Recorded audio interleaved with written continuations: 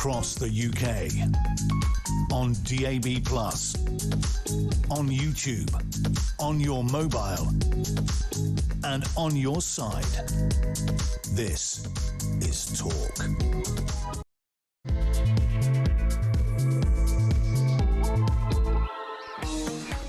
Hello, good morning, happy Saturday! It is the weekend. Are you feeling weekendish? I am. There you go, that's it. End of show. I'm off to sit in the sun. No, indeed, I'm not. It is going to be the usual show, packed full of weirdness, brilliance, insights, and answers to quiz questions. Yay. With my favourite of them all. Well, joint favourite, perhaps. Joint? Well, Paul Cox is important in my life. Joint, you put me through torture every week. Every week. Yeah. Well, you know the joy that comes from Schadenfreude. Yes, I do. I usually like to be on the other end of it, if I'm being honest. Yeah, well, come on, you're not taking some joy from the Mandelson, Starmer, all of it. Yes, I all am. But it's one of those things where I'm like, I just know how this is going to end. And it's going to end. Do you? Yes. Where him's not going anywhere. That's the thing. We all get our hopes up, and then they get dashed. And then we get our hopes up, and then they get dashed. At some point, I started to wonder, are we the problem? Well, exactly. Are we the problem? Well, he ain't going to go anywhere because he's like Teflon. But mainly because until people figure out the main thing, which is he's not the one in charge. Yeah. He is the puppet of the cartel of people in charge.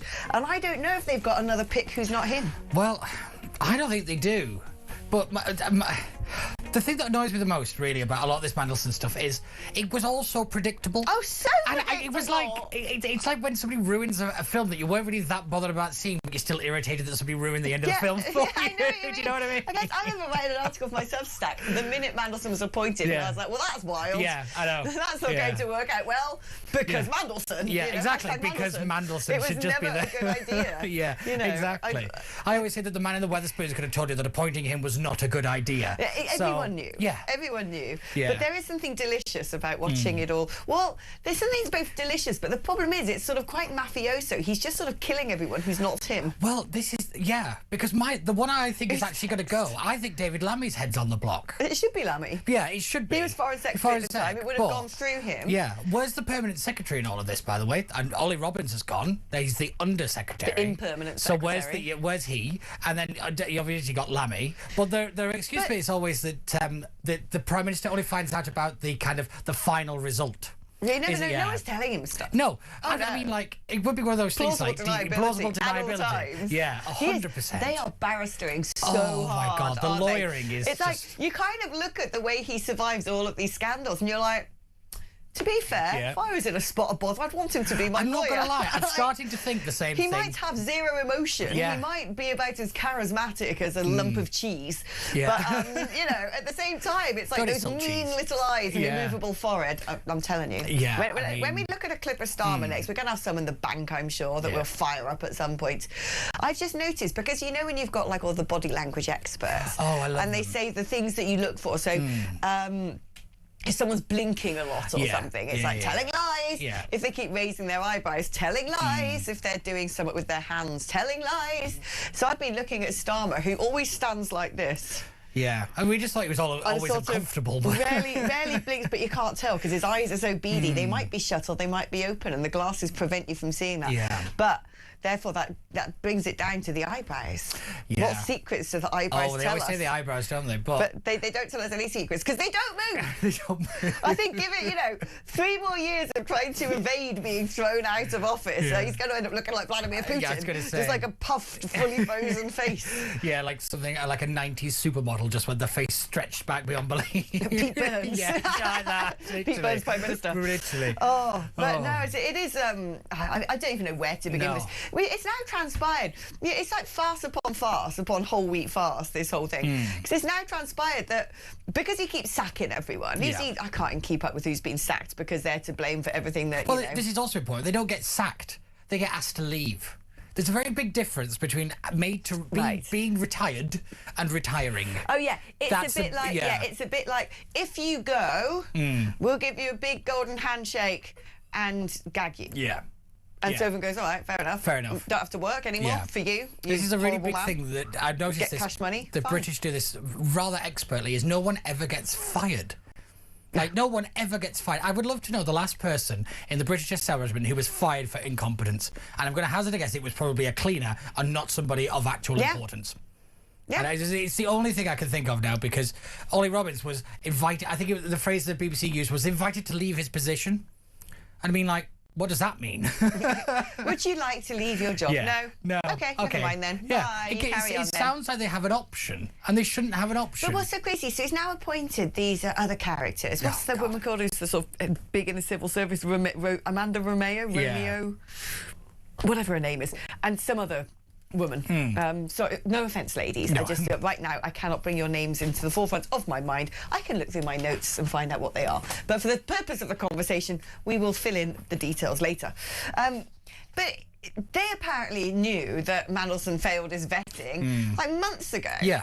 And again, still didn't tell Starmer. I'm like, does Starmer basically, whatever you do, never tell me anything. That way I stay as Prime Minister. Just don't tell me anything, ever. At all times. You do what you need to do, like Ed Miliband. When he's being questioned about, are you going to go drill in the North Sea? And he's like, well, that is the purview of the Energy Secretary. And it's like, what is it that you do? Yeah. What do you do? Because I don't really know. It's always like, well, I'm going to get an inquiry into that. Well, we have a board looking at that. Well, this Quango's going to deal with that. I'll see what the OBR has to say. Well, Rachel Reeves is working on the budget. Ed Miliband will decide if we drill. I'm like, what about you? Yeah. You're called the Prime Minister. You're supposed to be in charge of all this stuff. Yeah, he's the manager. He's a manager-in-chief. That's what he is. He's not actually leading on anything because he's relying on the process and other people to do the actual job. He's one of those really bad managers as well that doesn't actually do anything. But the moment it looks like something might go well, he'll jump on the project and make it sound like it was his thing. You know exactly the type of manager he is. I know what you're talking about right now. Because it is the wildest thing that there he goes. Of course, a little bit of domestic trouble. And what does Sir Keir Starmer love doing? He loves copping on an aeroplane. He does. And at one point, he paraded around the world as if he was like the greatest blooming geopolitical engineer since Kissinger. And it was like, you're really not, son. And all that, remember that video when he's sort of like, you know, in combat fatigue, standing outside like fighter aircraft. And I'm like, a great person in defence and leading battles. What do you make of this summit in Paris with Starmer and Macron going, we're ready with our warships to reopen the Strait of Hormuz? And Trump is like, well, we've done that, and your ships don't float. Exactly. It's one of these great moments where they can talk all they like about this big grandiose plan, but they don't have the military hardware to do anything. It's embarrassing. It's actually embarrassing. And also, it's the way that they all thinking that this is the opposite of what Donald Trump wants. They all thinking that, if we all get together, we don't need Donald Trump. Donald Trump's entire thing is, please sort yourself out. So, like, they've got this the completely wrong way around. Trump by doing exactly what he says. Yes, it's that mentality. And I'm like, you just don't see it. You just don't see it. But, yeah, this summit is kind of important. The one that's happening here next week is the bigger one. It's actually... Yeah, there is... This is the actual military one. This is the one about whether we can actually do anything that we say we're going to do in the first meeting. So this one is happening, it's here in London. So this is like... the first meeting is like, we're in Paris, we're going to have a photo shoot, so Sir Keir Starmer doesn't have to be at home, and we're going to say, we, the brave English and the French, are going to be the ones to reopen the strait, which is open. Yeah, which the IRGC have just shut again now. But again, this is all to do with the Americans and the Iranians. It's nothing to do with the Europeans. But, you know, and it's just one of those things that, yes, again, they just want to get involved to seem like they're involved. And it's like, it's embarrassing. They always say, never ask for an invite to a party you weren't invited to. This is what they're doing. Have you ever asked for an invite to a party you were invited to? No, I'm always invited. I've got one particular social event coming up shortly that I'm not invited to, and I wish I was. And I'm tempted, but now I've seen what happened with France. Yeah. You don't want to be. You don't want to be Macron, do you? I don't want to be. I don't want to be Starmer. Don't want to be Starmer. No one wants to be Don't Starmer. it. There's a new phrase for you: Starmer asking for an invite to a party. So what is Mandelson again? Also, can I just say that? Let's talk about Mandelson, and let's talk about like why he was worth the human capital. Because this is the thing, it's all like, who said what and when? Did Starmer mislead Parliament? No, it doesn't matter really with any of those things, because being a sort of sly, wily barrister, he will get around anything if he needs to. I'm pretty sure of that. And it's, at the end of the day, it will come down to his party deciding if they want to replace him or not, and they're not going to do that before May, after a slaughtering at the May elections, perhaps, who knows. Well, all he'd do is threaten them with a general election. That's the last thing they need. So he's not going anywhere. That's his ace card. Yeah. That's his ace card. He's saying, like, you get rid of me, I'm going to call a general election, and there's nothing you can do to stop it. Yeah. So he's not going anywhere. No, I don't think he's going anywhere. But why was Mandelson worth the This is what I don't understand. Why is the why? Because the man has been booted out of more cabinets than you can count, you know, all under very dark circumstances, and yet again he seems to keep coming back. I think he's like Voldemort in Harry Potter. We've not killed his Horcruxes yet before we've been able to put him down. Oh, I'd go Rasputin. Yeah. Oh, Rasputin. See, I think that's an insult to Rasputin, because he was quite competent. I'll give him anything. He was quite competent. So I've done a little, grid in my mind. Oh, no. And I've found out what the common denominator is. I know why. Well, I don't know for sure, but I strongly suspect I know why Mandelson failed vetting. And it's not so much about Epstein. That's a problem. Is it no China? one cares for it. Yeah, exactly. Yeah.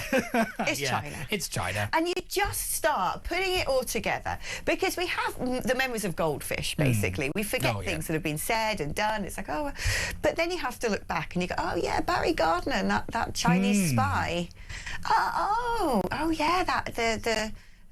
Labour MP whose husband was a Chinese spy. Yeah. There's been 6 ministerial state visits since Labour came into power to China. Oh, do you remember that trial that they basically collapsed? Exactly. Remember the trial of the Chinese spies when they wouldn't say China was a national security threat? Mandelson. That's right. The FBI were handed a dossier all about his links to China when he was first appointed. Yep. Oh, Chagos. Yeah. He was sent over to make sure Chagos happened, because China had demanded that we give it to Mauritius by the back door, and all of Starmer's lawyers' mates wanted to see this happen. So it was important that went through. We have to, Donald. We've got no choice. But this is the only deal on the table. Yeah. And so America went, well, if that's the only deal on the table, we get to keep Diego Garcia. It's like, you don't have to do it, though. No. Don't listen to Mandelson. It's usually a solid rule in life. Don't listen to Mandelson. It's such a solid rule in life. It's such a solid rule. But this is the thing. It's like, to me, it is clearly entirely the common denominator is China. Oh, yes. China. It's the common denominator of the 21st century. It is. It really is. All roads lead to China. Oh, everything. And it's rather embarrassing, yet again, that we have to keep having this argument about trying to convince people that China are the bad guys. I mean, how many more things do this nation have to be involved in, and how many fingerprints do they have to have left for us to suddenly realise they're not on our side? They're not a friendly nation. Because they're not sort of driving tanks into our country. This is it, yeah. Everyone sort of goes, well, what's the harm anyway? They make cheap stuff that we need. And I'm like, but this is how they're trying to degrade us without a single bullet fired. They want to economically watch us self-flagellate at the altar of net zero, so they make all the money and we industrialise. It's the only way China can beat the West. And they do this by infiltrating all sorts of social justice warrior stuff, the bot farms, BLM. Yeah. They always have to say that China doesn't have to invade you if they've got scholarships. Exactly. They take it over the academy. They run the higher education system in this country. They run it. Without China, there wouldn't be any universities. So, of course, everything then goes into, as we always say, you get the university campuses, and then they take that ideology into the public space, and that's how you end up with woke everywhere. I wonder if Glock will know what percentage of our national infrastructure is owned by, or has been built by the Chinese. I would hazard a guess it's somewhere in the region of about 45%. I think it might. I think when it comes to utilities, it's even higher. I think it is, yeah. Because I do remember that they had to strip a lot of it back after Theresa May thought having Hawaii, or whatever they're called. Hawaii. I mean, Hawaii. Wow, we were being industrious. Yeah. There's an island that nobody really needs. Let's take it. Oh, the good old British spirit. Bring it back. But, you know, we had to pull back loads of them because we thought that was a good idea. Oh, there's a whole lot we can talk about, and so we will continue to do so. But before the break, of course, it is time to begin. Got sweat. Olaf Miltons. Got sweat. Saturday Times quiz. Well, so the overall score you're trying to beat is 16. 16 is the one that hasn't been beaten. Yeah. But what did you get last week? It was like 13. Last week. All right, 13. Well, exactly. You always get 16. You got 13. That's a poor showing. Don't be a snowflake. It was hard. Oh, it's not meant to be easy. Right, here we go. Right. We're waiting for tension bed. We are waiting for the tension bed. The tension, we're waiting for the tension bed. We can't do the first question until we actually say the words tension bed. There you go. Yeah, there's tension bed. Oh, the tension bed's out the break, apparently. Oh. Oh, we're going to play... Tech Op's got to find it. Yeah. We sort of caught him by surprise. Oh, it's playing? Yeah, it's playing. I told you this earpiece is a bit funny today. I have to switch up because I can't hear it. But anyway, let's say it anyway. Tension bed. Which country has airports named after Pope John Paul II, Lech Walesa, Nicholas Copernicus, and Frederick Chopin? There you go. What unites all of those great names, of whom airports have been named after? John Paul II, Lech Walesa, Nicholas Copernicus, and Frederick Chopin. Missing Immanuel Kant.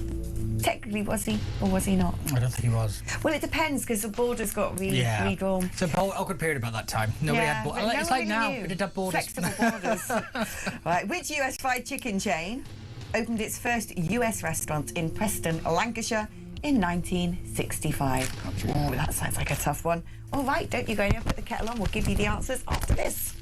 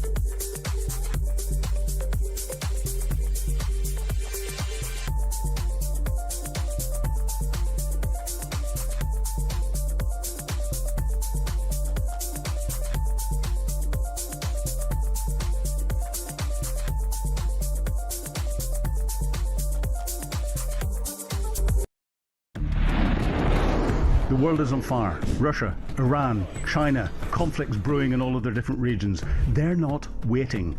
But here in Britain, our armed forces are underfunded, they're undermanned, and they're underprepared. And nobody in government wants to talk about it. Well, we do.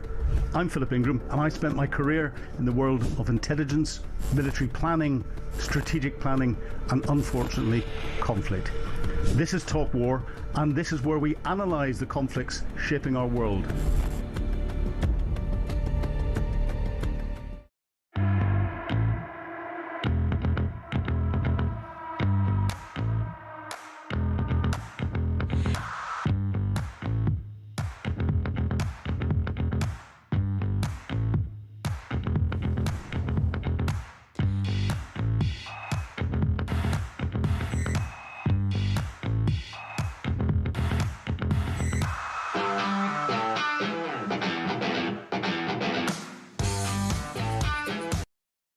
Across the UK, on DAB+, on YouTube, on your mobile, and on your side.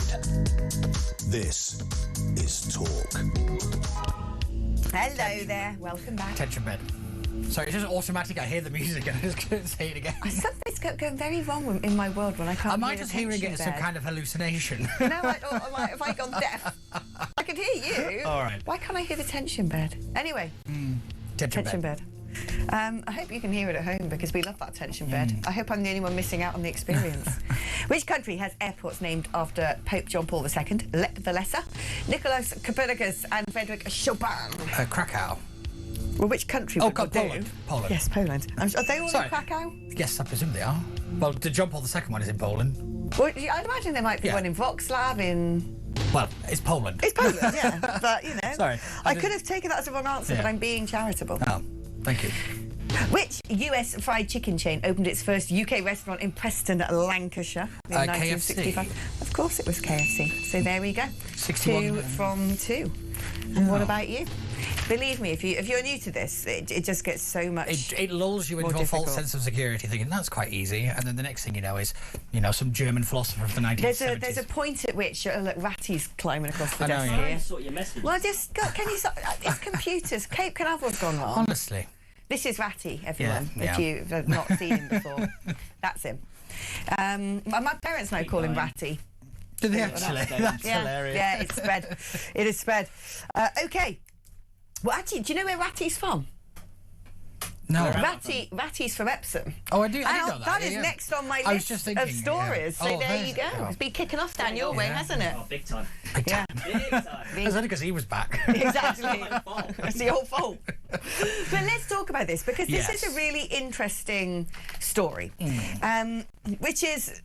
There was an alleged rape outside an Epsom church in the early hours of the morning. Someone had claimed that, you know, she had been pursued from a nightclub called Labyrinth, good nightclub name, and was sexually attacked by a gang of men. And this has led to protests, big protests in Epsom, which haven't really been covered much by news. And everyone's saying, well, why haven't you released the identities of the perpetrators? And there are protesters in town demanding that the descriptions are released, images of the men alongside their ethnicities. And everyone thinks there's a cover-up. And yet the police have said, look, we've looked at every single bit of CCTV footage from the area. We've interviewed potential witnesses. We've carried out forensic investigations. We've conducted house-to-house inquiries. And we can't find any evidence that the offence took place. Yeah. So...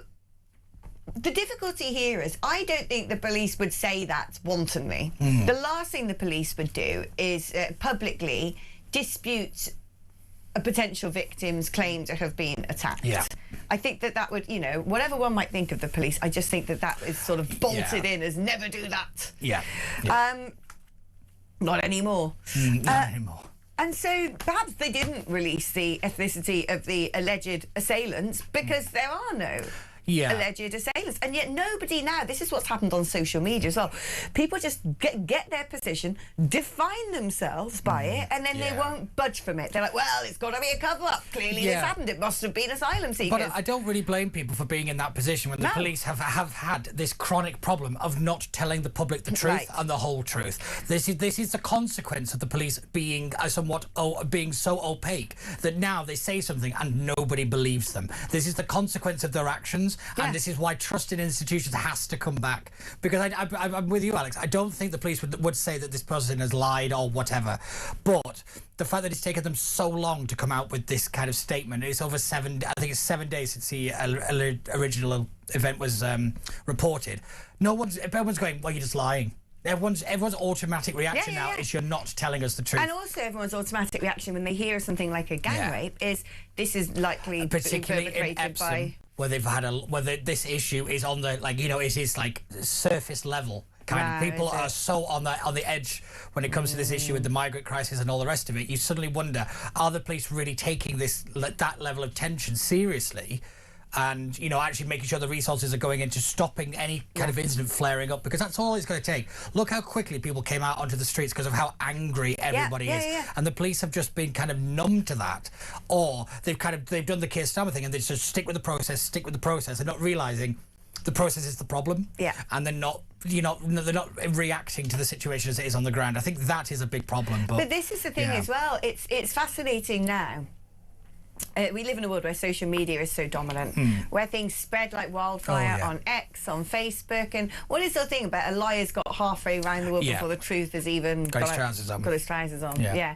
And because there's been so many cover-ups, and because we know as well statistically when it comes to certain types of crimes, particularly I would say gang rape, it seems to me that they are largely perpetrated by foreign men, statistically speaking. And so we live in a society now that you hear something like this, and it's the sort of perfect combination, isn't it, of early hours of the morning, a gang sex attack in a churchyard, in a place where there's a migrant hotel, it is what it is. The story kind of writes itself. You can't blame people. Yeah, you can't blame people for putting one and one together and, you know, sadly ending up with three. But when this has happened again and again and again, and the police have seemed to have been either covering it up or have not been fully transparent in the situation in the past, this is what people's minds jump to. And it's up to the police to not convince the person that they're wrong, but to kind of lay out the evidence clearly and honestly and in a timely fashion, so that this kind of immediate jumping to conclusion doesn't happen, because it's the gap between the incident and the police statement that's the problem. But also, if we handle these undocumented, anonymous men, if it wasn't the situation, they were roaming free. Yeah. Because that, to me, is the most insane part of all of this. So what do you make of reforms policy? We had the former head of the UK Border Force on yesterday, who said, I've looked at it, I've read it through, this idea of changing the army barracks being used into detention centres with perimeter fences. I've long said, if you're going to use army barracks, they've got natural perimeter fences, they've got outdoor recreational activities. They're kind of canteen. designed for it. Yeah. And wouldn't that be a good idea? And he said, look, I've read through the meat of this, and I actually think it is workable, but only if they manage to face down all the possible legal challenges that are going to ensue. And that is because the big risk is, first of all, there'll be legal challenges about whether or not these things can be converted by law into detention centres. Then there's a whole set of rules of what detention centres must include. Then there'll be people who say, well, look, I've applied for asylum, but my claim hasn't actually been rejected, so technically I'm not fit for the detention centres. There'll be individuals who will appeal against being put into that. A bit like when we had the movie Stockholm, and there was about 6 people on it. Everyone else had to sort of like do this. So there's so much that's going to have to be undone for even that basic plan to come to pass, and the House of Lords will block it at every step. I don't think, and I think it's so important that the general public right now are cognisant of 2 things. Number one, with whoever gets into power to do anything needs a blimmin' big majority. This is not the time to start picking, over, well, this person's policy is slightly better than that, and I don't like this person who's defected. Or it's a numbers game, and unless there's a big majority, all of this is for the birds. There's going to be a left-wing coalition, and Zach Polanski's your Deputy Prime Minister. Thank you very much. The end times. So people have got to be cognisant of this. Now is not the time to mess about and have vanity projects and luxury ideologies on the right wing like they do on the left. And the second thing I'd say is they've also got to display patience. Because for anyone to get, for 2 reasons, for anyone to get a massive majority, they've got to appeal to over 30% of voters. If they go down this sort of ultra-puritanical right-wing route, they will only get 15% of the vote. It's mathematic, it's been borne out through decades. I've watched this, decades. I've been involved in politics in the UK, and I've seen where that part of the vote caps out. And demographics might be changing, but not that radically, in order to change that cap. So people have got to be aware that, if Nigel Farage was suddenly going to be ultra bombastic and stomp about the word saying, I'm going to deport millions and millions and millions of people, well, the problem is, there'll be a number of people who hear that and go, I was going to vote for them, but now they're sounding a little bit crazy. Yeah, the thing is, though, Nigel's been doing that for quite some time before recently. Yes. So he's primed a lot of people to think that, oh, you can just do this. You can just do it. People seem to have it in their heads that we have executive orders like they do in America. Nigel walks into number 10, he can get out, he can get rid of the ECHR, he can leave the refugee convention, just like snaps his fingers. That's not how it works. No. And I think Reform have got into this trap now where their old narratives have come back to bite them a little bit. And I think that is the dangerous bit now. They've got to convince people, you're so right, that this is going to be a 10, 15, 20-year programme. They're going to need a massive majority. It's going to face a lot of opposition, and you're going to have people inside the tent who know how that system works. Whether you like them or loathe them, you cannot have a load of wet behind the ear, brand new people going, oh yeah, I know how to do open heart surgery on a country's governance, having never been elected before, having never been for a single day in the shadow cabinet. I mean, it is a mammoth task. And that's why we've got to take the personal bit out of it now. We've got to take that kind of, he was a Tory, she was this, he was that. It's you're either on team or you're not on team anymore. And if you want to disrupt team, if you want to mess up team because your own vanity, because you've been dragged into, there's a fascinating post I was reading on X actually, the party that I don't like talking about because it always leads to a massive pylon. The religiosity of supporters of that party is insane. It's almost like they regard Mr. Lowe as the second coming, and it's not realistic. They've been dragged into these sort of throwaway, don't care, you know, these sort of easy, flippant lines on X, and it's like, isn't he wonderful? This is exactly what we need. And I'm like, he has not figured out at all how to win a majority or how to actually run a government. He ain't got a clue, and he doesn't stand a cat in hell's chance. But people, you even just say that to people, which is the truth, and they take it as if you're murdering their firstborn. Yeah, that's true, but I will say you get the same a little while ago when you said the same about Nigel. You got the same kind of religious kind of, but he's our only hope. How often do I say in the studio pretty much like, what, 4 or 5 times a week, and people say, but Nigel's our only hope. Nigel's our only hope. That kind of, like, it's him or nothing is also part of the problem. That, again, it's two sides of the same coin, I think. And until we put down our weapons and start fighting each other and start pointing them in the direction we're supposed to be fighting, we're not going to get on at all. Yeah, let's get this sorted, folks, because it really is feeling like it is one of those important job. That it's on team, not on team. That's what it is now. On team, not on team. Yeah. Good. Right, are you ready for your next questions? Tension bed. Tension bed. You can't still can't hear it. I think Tekop is deliberately robbing me of the tension bed. I think I'm just imagining it. I think that, he's messed about with some wires, and that's it. I'm not getting tension bed anymore. Unless maybe, you know, when your ear rings and then you lose like that bit of your audiophonic capability or something. Maybe I've had tension bed so many times that that particular range of tones is now absent. It's now vacuum. Well, I'm very envious. Right. Stanley Morrison's book, The Thunderer, in the making, is a history of which newspaper's first half-century? Stanley Morrison's book, The Thunderer, in the making, is a history of which newspaper's first half-century? I don't know that. Interesting.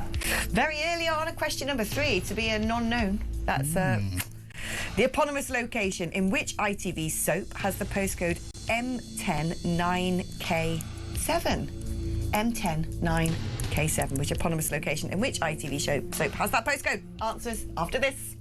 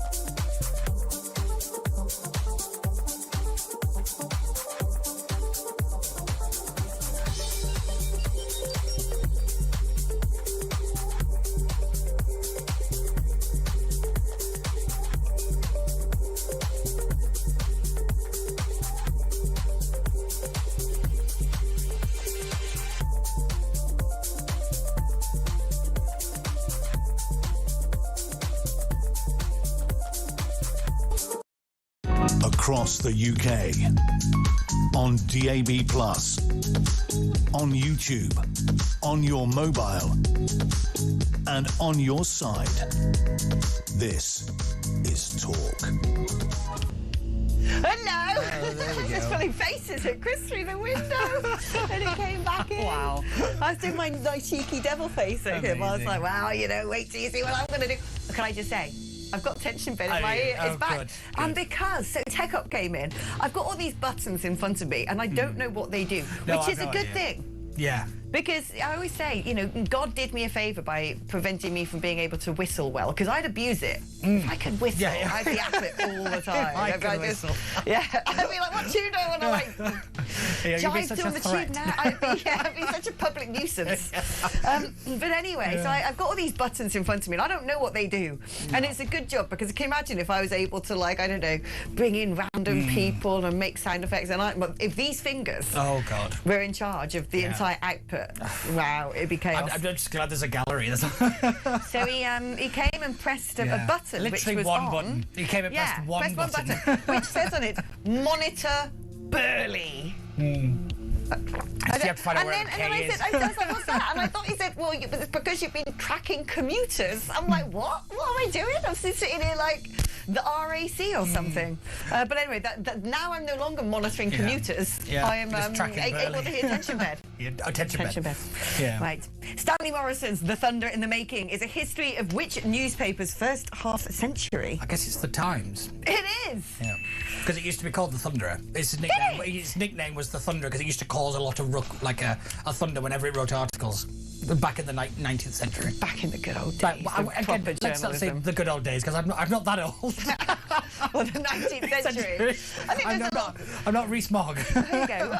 What is your favourite century? Let us know. 0344 499 1000. If you could go back in time, where would you go to? Yeah. What era? 0344 499 1000. WhatsApp us 8722 on text. Write the word top before you text, or send it by papyrus scroll with courier pigeon. Entirely up to you. Perhaps, but no. The eponymous location in which ITV Soap has the postcode M10 9KC. I presume it's Coronation Street. It is Coronation Street. Yeah, there we go. Because of M. Right, 4 from 4. 4 from 4. Doing well. Should we do some messages? Yes. Because it's by the way, I just want to say, folks, it's a really slow news day.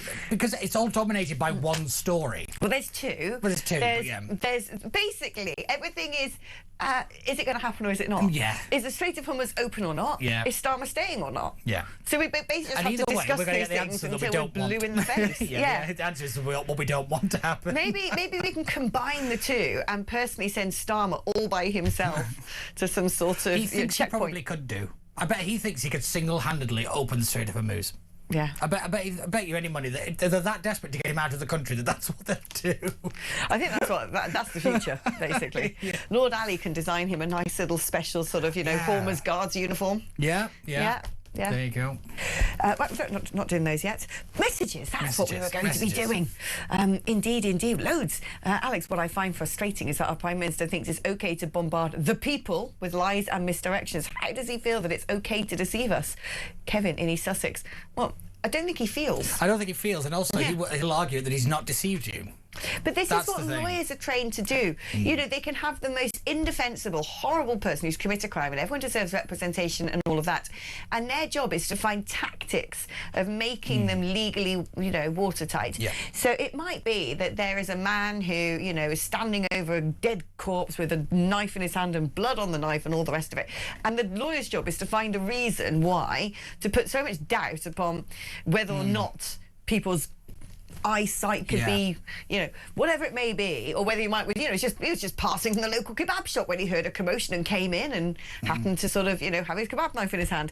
The plausible deniability, and then they say, well, therefore, as a result, that's no longer admissible evidence. So it's always technicalities and loopholes. The truth itself doesn't necessarily come into it. And so that is how these people are wired up. Yeah, and it's why they make terrible politicians, because we need people that you can actually put faith in.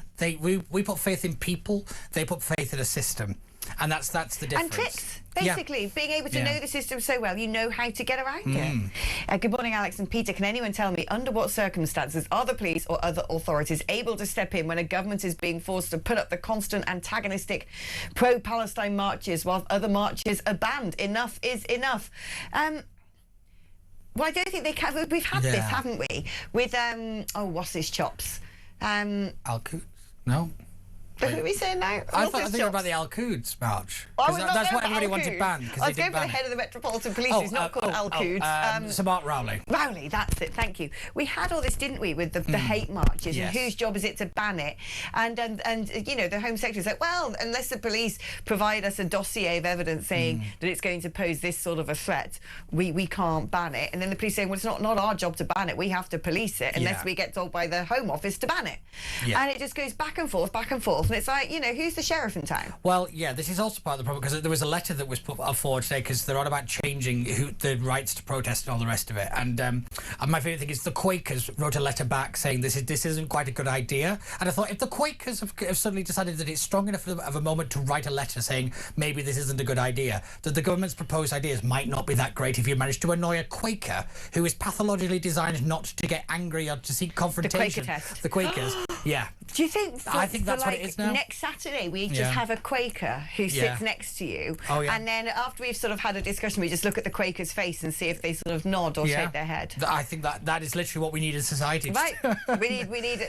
Are you a Quaker? Would you like to come and be our personal Quaker, our Quaker test? Because we'd love that. The meeting houses that they have, don't they, Quakers? They meet in meeting houses. I don't really know what they get up to. Well, it's a kind of Christianity, isn't it? But it's a radical kind of non-confrontational thing. Are they thing. sort of? I don't want to upset them now, but I kind of, in my mind, I put them in the same, similar box to the Amish. Yes, in my head, in my head, you're right. Farmy type folk. Yeah, I know you become a Quaker. Like oats. You become a Quaker by persuasion. I know that. It's a very Scottish thing as well, the Quakers. I think it's a very Scottish thing. Most Quakers seem to be Scottish, so I don't know whether it's that because they're on porridge. Maybe if you're a Quaker and maybe ring in and educate us. Are you a Quaker? Can you educate us about Quakerism and then come and be our Quaker judge? I know that they wrote a letter to Lisa Nandy, and I was like, why would you do that? Is that some kind of punishment? Dear Lisa Nandy. Yeah, and basically, because they want to change all the rights to protest, and I was like, if you manage to annoy the Quakers, that they even say that this isn't a good idea, your proposal is not a good idea. Wow. Yeah. That's, again, the Quaker rule. If you annoy a Quaker, you've not done the right thing. Name a famous Quaker. That's a good question. There's an actress, I can't think what her name is. She's Quaker. No, it's gone. Oh, I love that. I love the fact that Tommy Tiptoe says the current Duchess of Argyll and the Duchess of Rotherham or something. I don't know what he said. Rutland. Oh. He basically... Archie Manners' relative. We miss Archie Manners. He was fun. But Tommy Tiptoes. Oh, sorry, the microphone again. This dress is proving to be really complex. Yeah. I think I keep having to pull my dress further and further down for this blimmin' thing.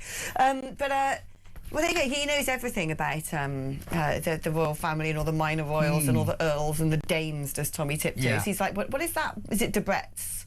He's living, breathing human Debrett's. See, that just sounds painful. Right, James from Peterborough says, OMG, I love it when Alex is on. Hashtag, will you marry me, Alex? I've got one for you. Judi Dench. Is she a Quaker? Judi Dench is a Quaker. I did not have that down as a possibility. By the way, thanks for the marriage proposal. First time I've ever been asked, actually. And I am available, so who knows, but I don't know who you are. Charlie Brooker. Is he a Quaker? Quaker. Well, they're quite spicy, actually, aren't they, these Quakers? I mean, they're not sort of passive farming folk who like porridge. They seem to, you know. I think they moved past the Quaker oats bit, but yeah. Right. Are they practising? But you get practising ones. But the famous ones is obviously Joseph Rowntree. We know about him. And then William Penn, who was the founder of the Quakers. George Fox was a founder. Blimey, I've just got so much incoming in my ear now in the gallery. Everyone's looking up Quakers and I can't keep up with all the Quaker information. James Dean. Richard Nixon. Okay, listen. Okay, enough of the listing famous Quakers. Okay. I can't keep up with it. What's the point of having vetting if the appointment is made before the vetting and the vetting is confidential and isn't shared? Who's running this bonkers country? Is anyone running it? Says David in the Cotswolds. But this is the thing. The system's so convoluted that it regularly turns into farce. Oh, yeah. And because it's so convoluted, everyone could leave Whitehall and somehow it would just keep running itself. Yeah. You could have no government. Yeah. We saw this in Northern Ireland. Do you remember that? When there was no government and it didn't make a jot of difference. And you suddenly thought, why do we have that devolution? What's the point? Was it in Belgium? Save us some money. Oh, no, it was in the Netherlands where they didn't have a government for like 6 months. And if anything, things got better. Yeah. Yeah. But the thing is, on this one, it's a really good point, is the government announced Peter Mandelson before the vetting. So therefore the system was entirely geared to make Peter Mandelson work. That's the problem. They shouldn't have announced that Peter Mandelson was going to be the ambassador before the vetting. So that just meant that everybody within the system had to make that thing happen. So if they hadn't said anything, and then he might not have passed the vetting. And then he might not have made it all the way through, Yeah. but because they announced it, the kind of mentality of the system is this thing must be achieved, not is this the right thing to do.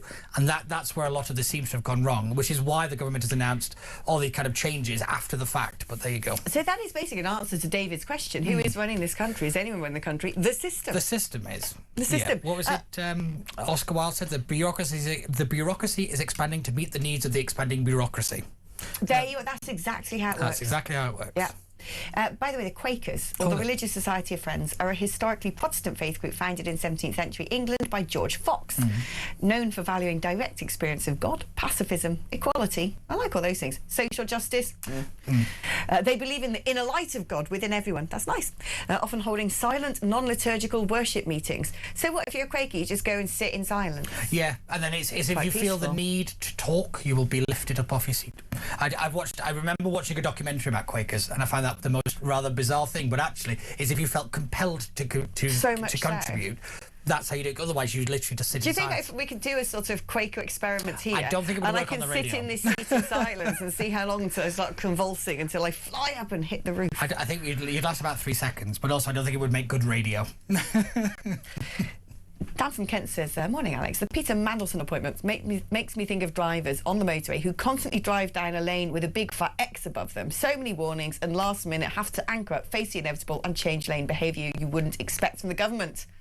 I hate those people. Nothing annoys me more when you know that the lane is going to close in about... What was that? That was really bad. I literally am barely moving. I think it's like, what am I supposed to do? Just sort of like become a statue? Go get a second career down the South Bank outside the Tate Modern? Yeah. Oh, blimmin' it. We'll have to change that during the outbreak, won't we? But not change the dress, change the microphone. But I've lost my train of thought now. Yeah. I hate those people when you're going down. 3 things. Oh no, and let's not list all the things Alex hates about drivers because there's just way too many. There's way too many. There's a lot of things. But people who are just greedy drivers. When you're indicating and they decide to speed up rather than let you in, it's like it's not a question when I indicate. It is an indication that I'm going to be moving there. Yeah. So you now speeding up is potentially going to cause an accident. You fool. And then people who do the same, and it's like, this lane closes in 600 yards, and they go, well, I'm going to go all the way. Everyone's moving in, so I'm going to use it as an excuse to overtake as many people as possible and then force the nose of my car into the open lane. I hate those people. I don't drive, so well, sometimes I think non-drivers are lucky. Other times I think it's rather pathetic and sad if you don't have a driving licence past the age of 25. Well, you could pay for car insurance and petrol. I don't have that those 20 mile per hour zones are making life difficult. I could actually walk quicker in the city than you could drive. That's pretty much true. That is true. Out in the countryside, you need it. Oh, yeah. Right, where you are, definitely. Out in the shires, no car, no life. This is true. Right, ready? Right. Attention bed. Attention bed. In 1948, Park Hospital in Manchester became the first hospital to be operated by which organisation in 1948? That should give you an indication. Yeah. What is the highest single-digit prime number? Ooh, the highest single-digit... Oh, no, I've got that one. Oh, yeah, done. The question got more complicated because in my mind it was asking what the highest prime number was, and I was like, is there such a thing? Yeah, I was going to say that the one... But then it said single-digit. I was like, well, that's the clue, isn't it? Right, there you go. Answers coming up after this.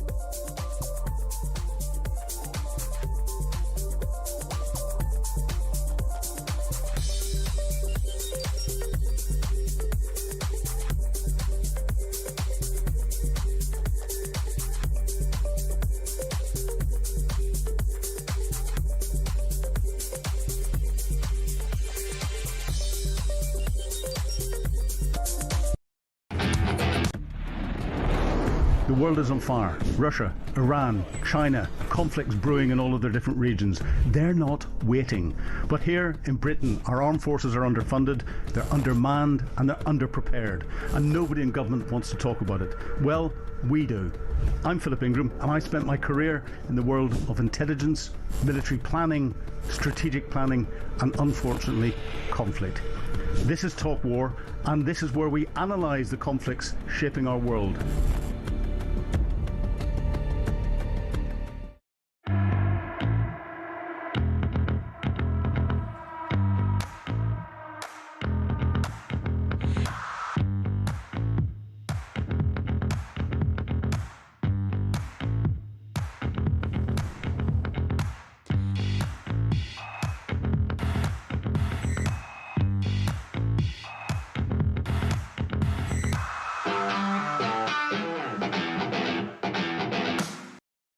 Across the UK, on DAB+, on YouTube, on your mobile, and on your side. This is Talk. Where is he? Oh, there he is. That was really well done. That I don't was think you very were well in shot done. at all. Yeah. Tommy tiptoes, not so much on his tiptoes. No. Tommy hands and knees. The hands and knees, yeah. Calling Tommy. Crouching Tommy, hidden microphone. There you go. That's what we've got going on now. Oh, it's sort of tucked under here. Yeah, But so it's going to just come don't out. move. There's nothing... The makeup ladies love nothing more than Erin's hair. They're in. If they see a bit of shine Yeah, on your yeah. face or one strand of hair that's not glued down by true. some sort of unguent, they're in there. Yeah. And it's the same with anyone in the gallery. They see a wire. Look, Yeah. if I did this, I mean, you'll watch them start sort of... Tommy Tiptoes will start breathing Panicking, heavily. yeah. The panic. Look at him. His face. Oh, my gosh. That really stressed him out. You put the hair in front. No, don't cover that wire. Attention bed. 1948, Park Hospital in Manchester became the first hospital to be operated by which organisation? The National Health Service. Was NHS. indeed. It's when the nation Our fell. NHS. When the nation fell, 1948. Ah, it's a good idea. No, it wasn't. Well, not anymore, No, eh? it wasn't. What is the highest single-digit prime number? 4. With 1 in itself, it's the highest digit, isn't it? 4. Why? What do you think it is? It's not 4, it's 7. It's 7. I thought it was 4. A prime number cannot It be can only be divided divided by by anything but 1 1 in its. I thought it and was itself. So why have I got 4 then? Well, 4 can be divided by 2. 2. That is not even a I'm prime not, number. I've got the wrong one then. No, never mind. See, it's always the easy ones. I knew Thunderer, didn't know prime numbers. Also, I'm not very good at maths, so there you go. But 4 isn't even a prime number. I thought, for some reason in my head, I thought it was. No, I got it wrong. Oh, well. Wow. Moving Look, on. don't just get it wrong. You got that so Yeah. wrong, it doesn't even know what the word wrong is anymore. Yeah, all right. That was a disgrace. We basically, by the way, ladies and gentlemen, there's not really any There's nothing news else to talk today. about. But I have seen this in my favourite of all papers, the Daily Star. Ah, It's a yes. great book. Yeah, it's a great book. It's a great book. Great cartoons. But this is actually quite serious, which is scandals compensation is going to hit £15 billion with less than a quarter of victims paid. We're talking about the infected blood scandal, Oh, yeah. the post office scandal. Now, do I believe those people deserve compensating? Yes. Yeah. But what annoys me about all of this, and I'll say this again, because it's going to happen with the trans thing, I can see it coming from a mile off. All these kids who were given hormone blockers, who had invasive surgeries and they're still not happy, will turn around and say, we didn't ask for this, or we had autism, or we shouldn't have been put on this medical pathway, and now our bodies are permanently damaged, and there'll be compensation paid. But when people say the government should pay compensation, well, the governments and the people who've made those decisions are probably long gone Yes. by the time it gets to compensation stage. And so that means the general public are paying, who never had anything to do with it, who probably, if they had a say, would have said, well, this is a bad idea, Yeah. like puberty blockers, who are silenced by the very people. And like you said about people not getting fired, heads never roll. No. And £15 billion is a heck of a lot of money for you and I to be paying for things that we had nothing to do with. Yeah. What is the answer? Well, unfortunately, it's actually the thing is you don't get any money. Yeah. And it is realistically, it's that because, like you said, we keep paying out a fortune for decisions we had no say in.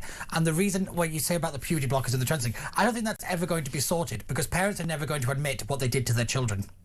No. I think that is why the trans argument will never go away. There is a lot of parents out there that have put their kids in this situation because they thought they were doing the right thing, and it's not. And that's why this argument will never go away, because parents will never hold up their hands and say, we got this one wrong and we did that to our child. Fascinating test case in America of the girl who sued the various social media companies for millions of pounds for wrecking her life. Yeah. And, you know, as a test case, could anyone in America now, basically? Well, it's an interesting one, because if the algorithms are designed, if they're able to prove that the algorithm is designed to push a certain narrative, then fair enough, I think she's got a case. I think they've got a very strong point. I know that they were on about it here, that they want to try and make this the ban of social media for under 16s. My big fear of that is it's just digital ID by the back door, making everybody over the age of 16 prove who they are. That's all that really is. It's not actually done for the right reasons. But I tell you now, I think that test case, I think there's some legs to it, because you know, because they've all come out and said, all these social media companies have been proven that the algorithms are designed to show you a certain thing. And there has got to be a connection between a huge uptick in all of these sort of social justice projects, the identity politics, of people thinking they're trans, self-harm, mental illness, child grooming. You know, it goes on and on. It is, in many respects, it's proven to be a threat to public health. And it's sort of, you know, run wild, run amok, and we're now having to try and figure it out in retrospect. I think one of the bigger problems is we over-medicalise. Everything is a medical problem. And what that really is it's not your fault. I know. It's a way of saying... The agency's gone. It's always going to be someone else's fault. It wasn't me. Oh, well, if I'm like that, that's just the way I was born. Exactly. I can't help it. Everyone's going to feel sorry for me. No agency, no responsibility. We live in a responsibility dearth. Yeah, I'm afraid.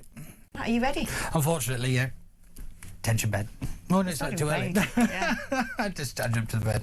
I feel that Tech Up is rebelling against the pre-advert tension bed. It's because you said the other guy was better last week. The Talk Sport guy. He wasn't our Tech Up, though. No. Here we are. Tension bed.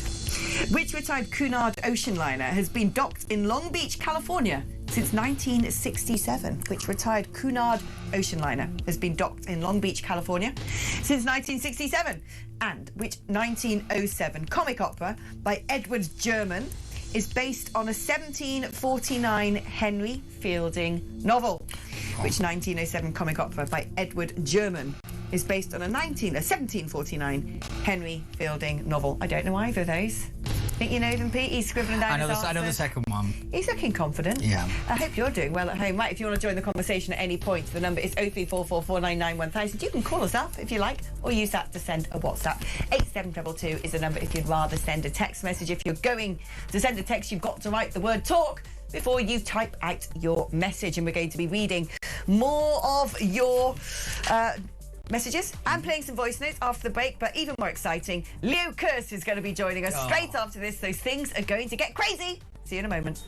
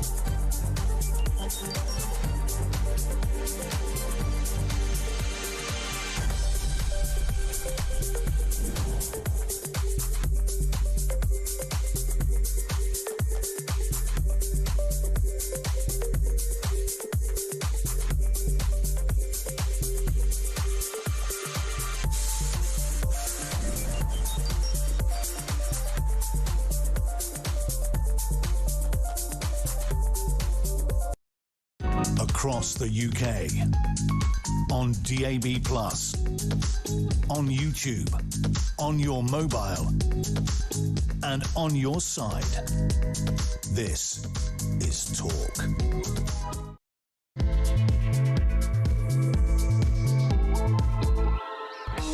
Oh, I'm already laughing. I already love it. He's here. Leo Curse.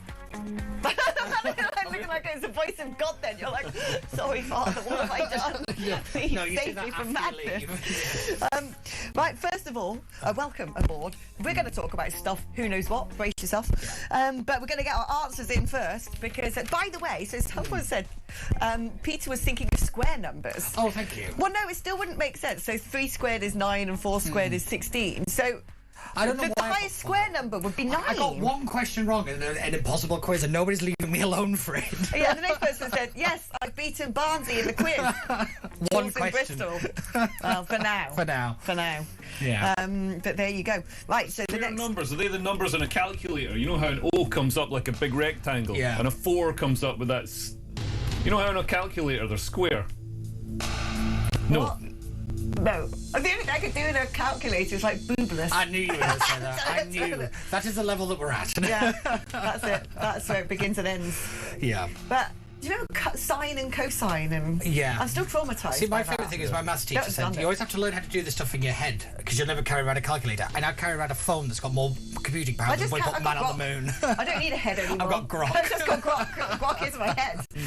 Right, which retired Cunard ocean liner has been docked in Long Beach, California since 1967? The Queen Mary. Well done. See? So you don't know what prime number is, but you know, got that random fact. Yeah. I bet you know this as well because you're weird and Weirdly creepy. know this. I don't know why you'd have to be weird and creepy to know this, but sounds it. Yeah. 1907 comic opera by Edward German is based on the 1749 Henry Fielding novel called what? Tom Jones. Oh, yeah, It's correct. The Head of the Avengers of Tom Jones is the novel, but the operetta is called Tom Jones. And it's not where Tom Jones got his name Oh, do you know what we forgot to do as well? Tension bed. Right, there you go. So we do that every Saturday because Saturday. you know sometimes we've got to fill up the airwaves with stuff that isn't the news. Because by the time you get to a Saturday, you've completed the news. Yeah. It's like getting to the end of an advent calendar and just looking at empty foil windows. I always pray for a plane crash on a Friday. Yeah. Just for this Sometimes, reason. yeah. A big know. tsunami. You want a helicopter because it's more likely to attract people. See, actually interesting go. because normally what I pray for is a foiled terror attack that came with no casualties. So it's a yeah. great talking point. You get into the nitty-gritty of lots of, you know, panic, alarmism, and yet no one's dead. And actually we had that, didn't we? Because we had this crazy thing near the Israeli embassy in Kensington Gardens. Roped off yesterday, and apparently here it is. I love the fact that now this whole programme's been done from the Daily Star, the most intellectual reading material out there. But they got to hear that apparently Iranian-linked Islamist group Harakat Ashab al-Yamin al-Azlamiyah. I don't know why I said why. I've got to stop doing funny accents. Can I have garlic sauce in that, please? Oh, yeah, it's good to say. Yeah. So that's at number 32. Basically, that to me just sounds like you know when they started calling ISIS. Is that my? That's you again. But I'm not moving. I like that. Yeah, it's not me. It's a mic issue, but it's my mic apparently. Don't move, Alex. Sit still. Right, got to be like this. But yeah, that's just basically when they sort of started changing name to ISIS to Daesh. That's basically just a re-up of IRGC, isn't it? Yeah. But why are we not being told what's gone on? Because apparently they said we're flying drones with like radioactive, like Litvinenkoing like the embassy. Or And there's a something. video of a guy being pulled off the embassy fence. And I haven't seen like that. the police, stop and pull him down. He's got the full-on whatever you call it. Like kafir thing. Yeah, that I was going to They say got tea that. towel, which is an inappropriate thing It's to say. especially Patton's terrorist tea towel. Yeah, but he's climbing up that fence, and I think police then denied that there was an assault on the embassy because they pulled him off the fence, which is kind of misinformation, I'd say, because he was climbing up that fence like somebody trying to get into Glastonbury. Exactly. But they don't tend to carry radioactive material. Drugs, maybe. Yeah. But radioactive material, less so. But I mean, was there radio? I think we ought to know this. I'm in Kensington right now. I want to know if there's some sort of I was gonna plutonium-210 knocking about in the dustbins. I was reading something the other day, I think it was actually just yesterday, where they want to have like a London Iron Dome because London's that vulnerable now that we need to have a kind of Israeli kind of esque Iron Dome. But no, in our look, it'll be made out of like paper mache or something like that. It won't actually be of any use, I'm afraid. The problem is with the idea of having a London Iron Dome is, the problem isn't necessarily coming from outside. It's here. It's inside. Also, the last dome we got wasn't that great. The Millennium Dome. It took them a while to work out what to use it for. So Yeah. They still don't know. No. No. Sponsored by O2. Right, Peter Mandelson. Let's just wind up Leo Kearse and watch him go. I mean, again, I feel like everything's been said on this subject that could be said, which is a terrible idea. It was always a terrible idea. Starmer personally pushed it. There are people who probably have influence over Starmer who also pushed it. Everyone went along with it. Did he know, did he not? Well, who knows? He's a good lawyer. One thing he's good at, so he's going to, get away with whatever he, says is his truth. Well, as a good lawyer, he should know that ignorance is no defence. When you're in a courtroom, you can't be like, I didn't know you weren't supposed to burgle houses. I just saw some nice stuff in a house and thought it'd be fun to take it home with me. That's not a defence. You can't do that. So, Starmer being like, I didn't know anything. It's like he wants credit for his own incompetence. It is mad, isn't it? Yeah, Every single time. It's like, I've got to run an investigation into this. I've got to find out what's been going on. I had no idea I was Prime Minister. How can you expect me to, of course I've got to stay in my position as Prime Minister when I'm so clearly uninformed and terrible at it. So, you can't get rid of me because I just didn't know. That's a terrible argument for a Prime Minister to make. It's but the one thing that still doesn't make sense to me, and this is sort of the kernel, isn't it, where everything flows from, which is why, because it's always a bad appointment.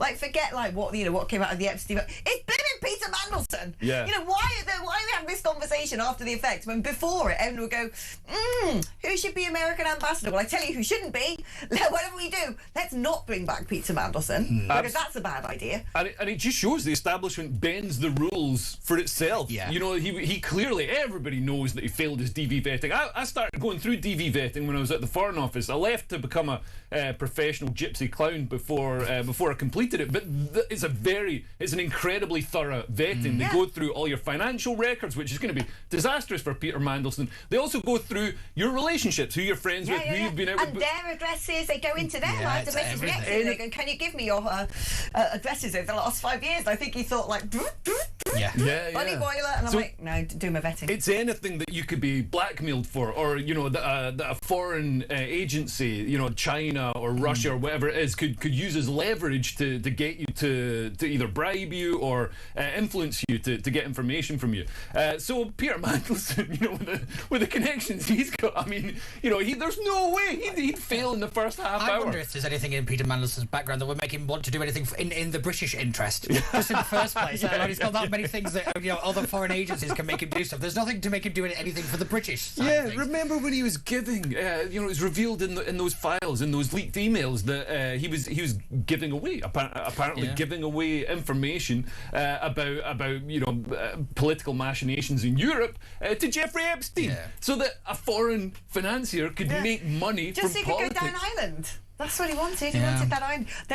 I went deep into all this stuff yesterday, trying to find stuff that hasn't been said already. And everything's kind of been said. That's the problem. I found myself watching this sort of interview with the Financial Times in America and Peter Mandelson for an hour.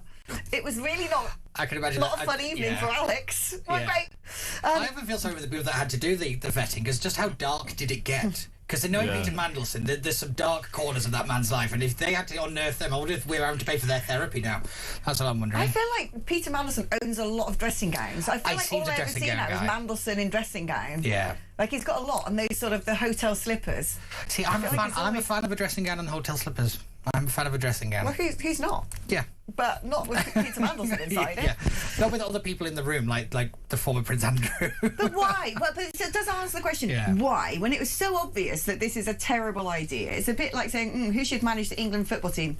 Let's go with Gaza. He's a reliable man. I love Gaza, who doesn't? But, you wouldn't put him in a managerial role. I think I'd rather have Gaza as the US ambassador or the Prime Minister. At least he's going to turn up with a box of fried chicken and a fishing rod, a few tinnies. Oh, that was the peak of my journalism career. I was working at ITV Tyne Tees when everything happened.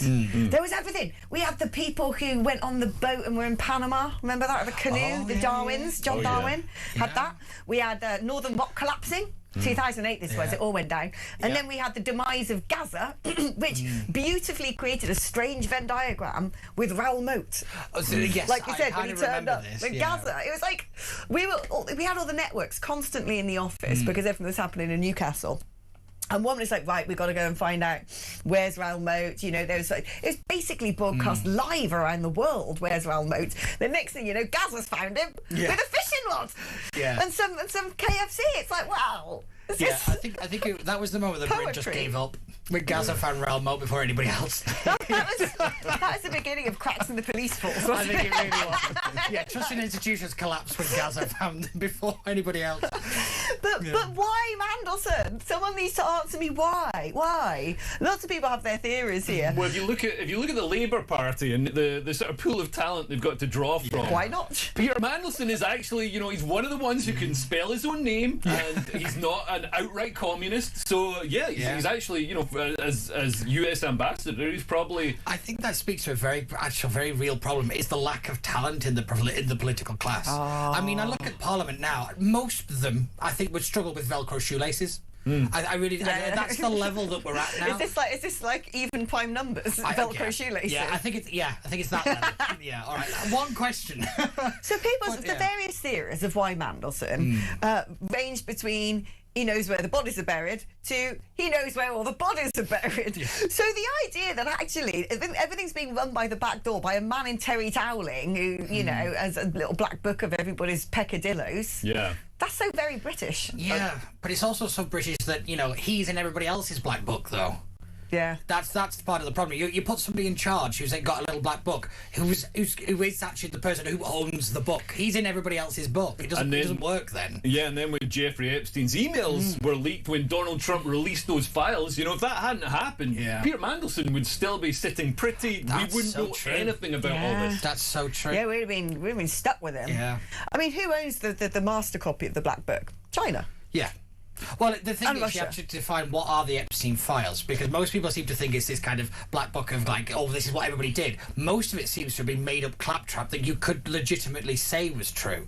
That's why so many people mentioned in the emails. Is actually saying, well, we could get them on that, or we could get them on that. How can you manipulate it? It's not necessarily this is what everybody did wrong. It's kind of this is how far you could push it on certain people. But yeah. And also, it's interesting that the Epstein files. I always imagined that if you got somebody like Jeffrey Epstein, having bringing bigwigs from around the world to some island and giving them illegal sexual favours, there's underage girls and all the rest of it, it's all going to be organised through some sort of clandestine secret chat or something. And no, it's just Jeffrey Epstein using his jeffreyepstein@gmail.com email address, emailing saying, do you want to come to my island and have underage sex with Russian girls? In return for secrets. He copies in his bank manager, he copies in his every big wig he knows. So true. It is the most sort of blatant form of blackmail. It's like ringing up the head of state or the CEO of a company or whatever it may be. Poor Stephen Hawking. What was he trying to find out from him? Learn about the aliens. Yeah. But he's like, come to the island, person I don't know, to my island with all of these lavish treats. And no one thought to themselves, do you reckon we're going to be on the hook for something here? It's just like, no, I'm so popular and so brilliant. I deserve island of underage girls. I actually think it's the other way around. I think they didn't mind if they got caught. I think it was that kind of, look what we can get away with. I think it was a little bit of a kind of king fetishy thing, saying like, look, we're that powerful, that untouchable, that we don't need a code word. We don't need to do it in secret. If people find out, they can't get us on anything. I think that is the level of kind of like sexual deviousness that all of this kind of fell under, was a kind of, even if we get caught, you can't get us because we're that powerful. And also you got to think, if you get to that island and you're like, is this legit? And then you look to one side, there's Bill Clinton, you look to the other side, there's Bill Gates, there's Stephen Hawking. You're going to be like, well, this if they're all doing it, I must get away with it. I'll be able to get away with this. You're like, what was in that drink? What did they serve me on the Lolita? The fact that we're just basically, everyone's being trolled. It was so blatant, wasn't it? What's the name of the island again? Little St. Vincent. St. Vincent. Little St. Vincent. That sounds very sexual in itself, a little St. Vincent. But I mean, when you do it with like a sneer on your face, oh, little St. Vincent. No, but I think the people that were being trolled was the public. The public were being trolled. They say, look, we're going to do all this stuff, we're going to make loads of money off the back of you, and there's nothing you can do to stop us. That's what all of the Epstein things was. It wasn't really this kind of clandestine nonsense. It was, look how powerful and rich we are. He had such a mesmeric control over people as well, because when you look at the squirming emails from people like Sarah Ferguson and Peter Mandelson. But I love you, Jeffrey. No, let our friendship die. You always take from me, Peter. But no, you're the man who has everything. I didn't know what to give you. And the emails from Bill Gates as well, trying to get was it chlamydia medication for his wife? Like, and then it explains why Bill Gates wanted to inject everybody with vaccines. It was all just he was willing to inject 6 billion people to get that one shot of penicillin into his wife's arm. That's insane. I mean, I've heard some people go to some lengths, but that's quite.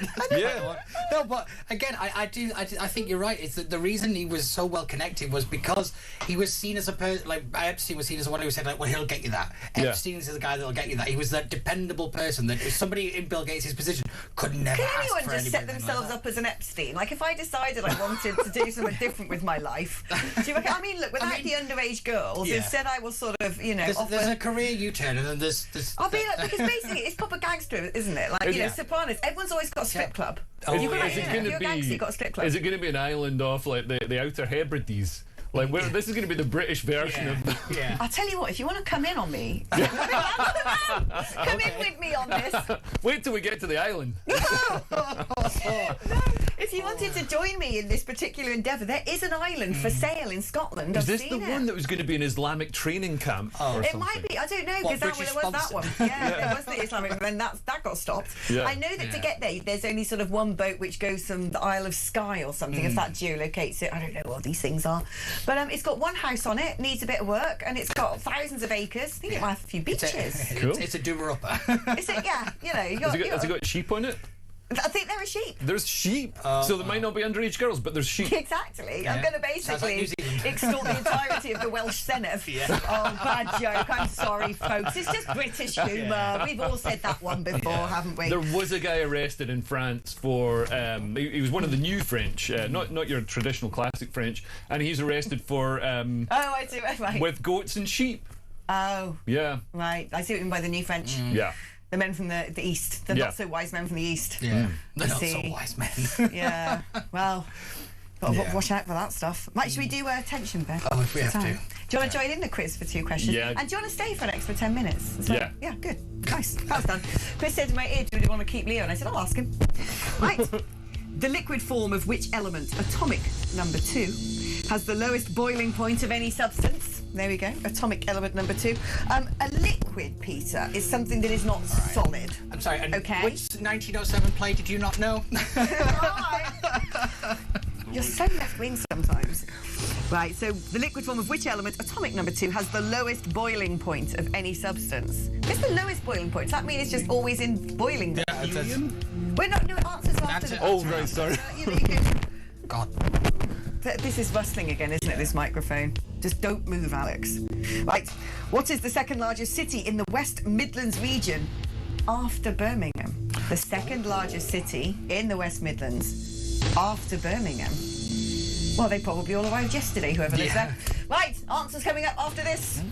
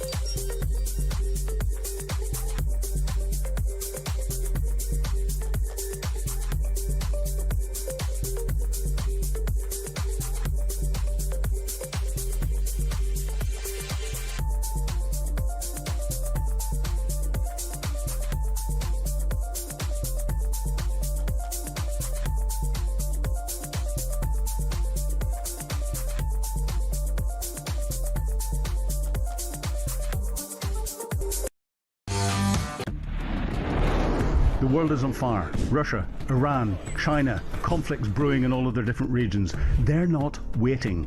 But here in Britain, our armed forces are underfunded, they're undermanned, and they're underprepared. And nobody in government wants to talk about it. Well, we do. I'm Philip Ingram, and I spent my career in the world of intelligence, military planning, strategic planning, and unfortunately, conflict. This is Talk War, and this is where we analyse the conflicts shaping our world.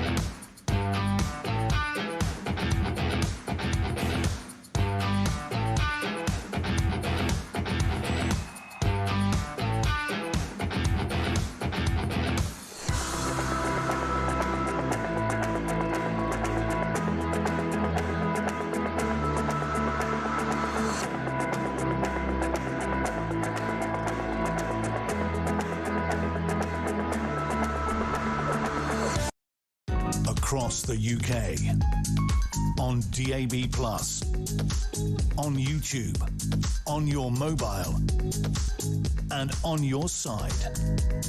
This is Talk. Tension bed. Oh, that's what we do. When we hear that noise, we just say tension bed to each other. Okay. Tension bed. Right. Oh, he doesn't mind joining in with things. Oh, tension bed. Thank you. By the way, I've got dinosaur arms because it's something to do with my microphone, and Tommy Tiptoes has come in yet again and wired me up. And my instruction is to not move my hands or arms above elbow height at any point. Yeah. So I'm just going to have Like a to T-Rex. Tyrannosaurus Rex. Yeah. A Tyrannosaurus. There's T-Rexing. But it means when I, have to look at the answers to the quiz, I'm having to like snatch down like this. They put me in the Natural History Museum. Okay, right.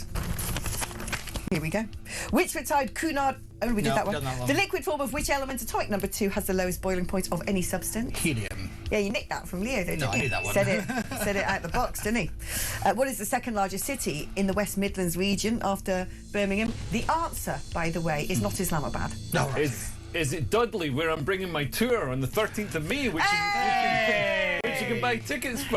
LeoKears.com. Come and see my stand-up comedy tour show. Is that before you get cancelled and sent to Coventry? Yeah, because it's Coventry. It's Coventry. Right, there we go.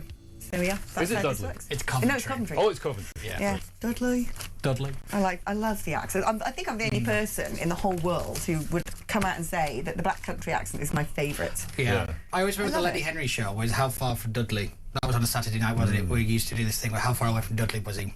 I just think That's where he's from, but yeah. It's by far the best accent because it's just there's nothing aggressive about it. You Yeah. can't. There's no hatred. There's no malice. That's true, actually. You can't be my upset with grandfather always someone says with that the guy who's actually could make world peace, end world hunger, and actually cure cancer is actually he lives in Birmingham, but nobody believes them. That is so true. Yeah. Do you want some rather delightful and fun breaking news? Yes. Well, it's not. Counter-terror police are leading an investigation into an arson attack on a business in Hendon in northwest London. The Metropolitan Police has said the incident is not being treated as a terrorist incident. And officers are keeping an open mind about the motive. They're very open-minded. They're very open-minded. So open-minded. I mean, what, an arson attack in Hendon of all places? Also being that investigated doesn't by sound the like counter-terrorism anything police. terrorist to me. Counter-terrorism police are investigating a non-terrorist incident. Oh, I love feel that. like, But I this feel is like what that is they a waste do of now. resources. Yeah, they always basically say we're going to come and, look about this, but it's not terrorism. Yeah. We're in a hazmat suit, but it's nothing to see. And if you suggest that it is, then you're spreading misinformation and disinformation, Yeah. and Sadiq Khan is going to ban you from social media. And that's a real crime.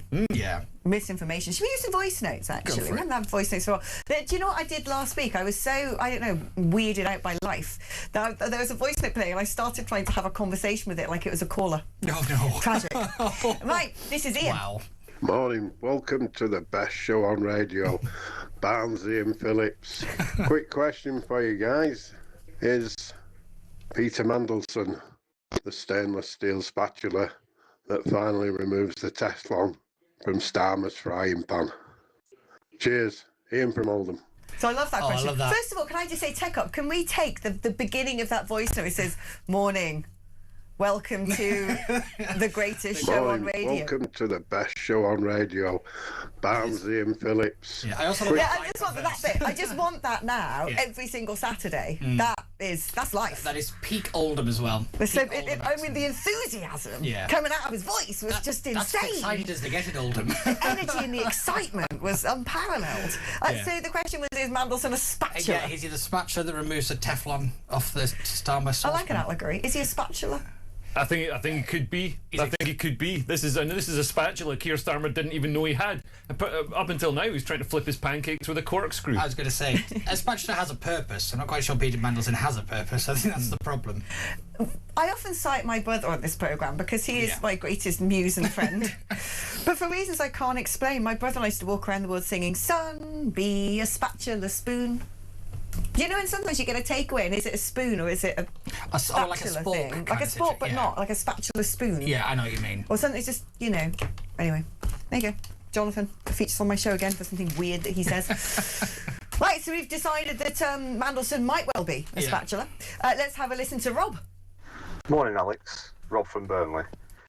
Just on this Mandelson issue, I mean, I think we're in phase one at the minute. We're just playing this Keir Starmer game of he didn't know if vetting had been cleared. He technically didn't, but he didn't want to know.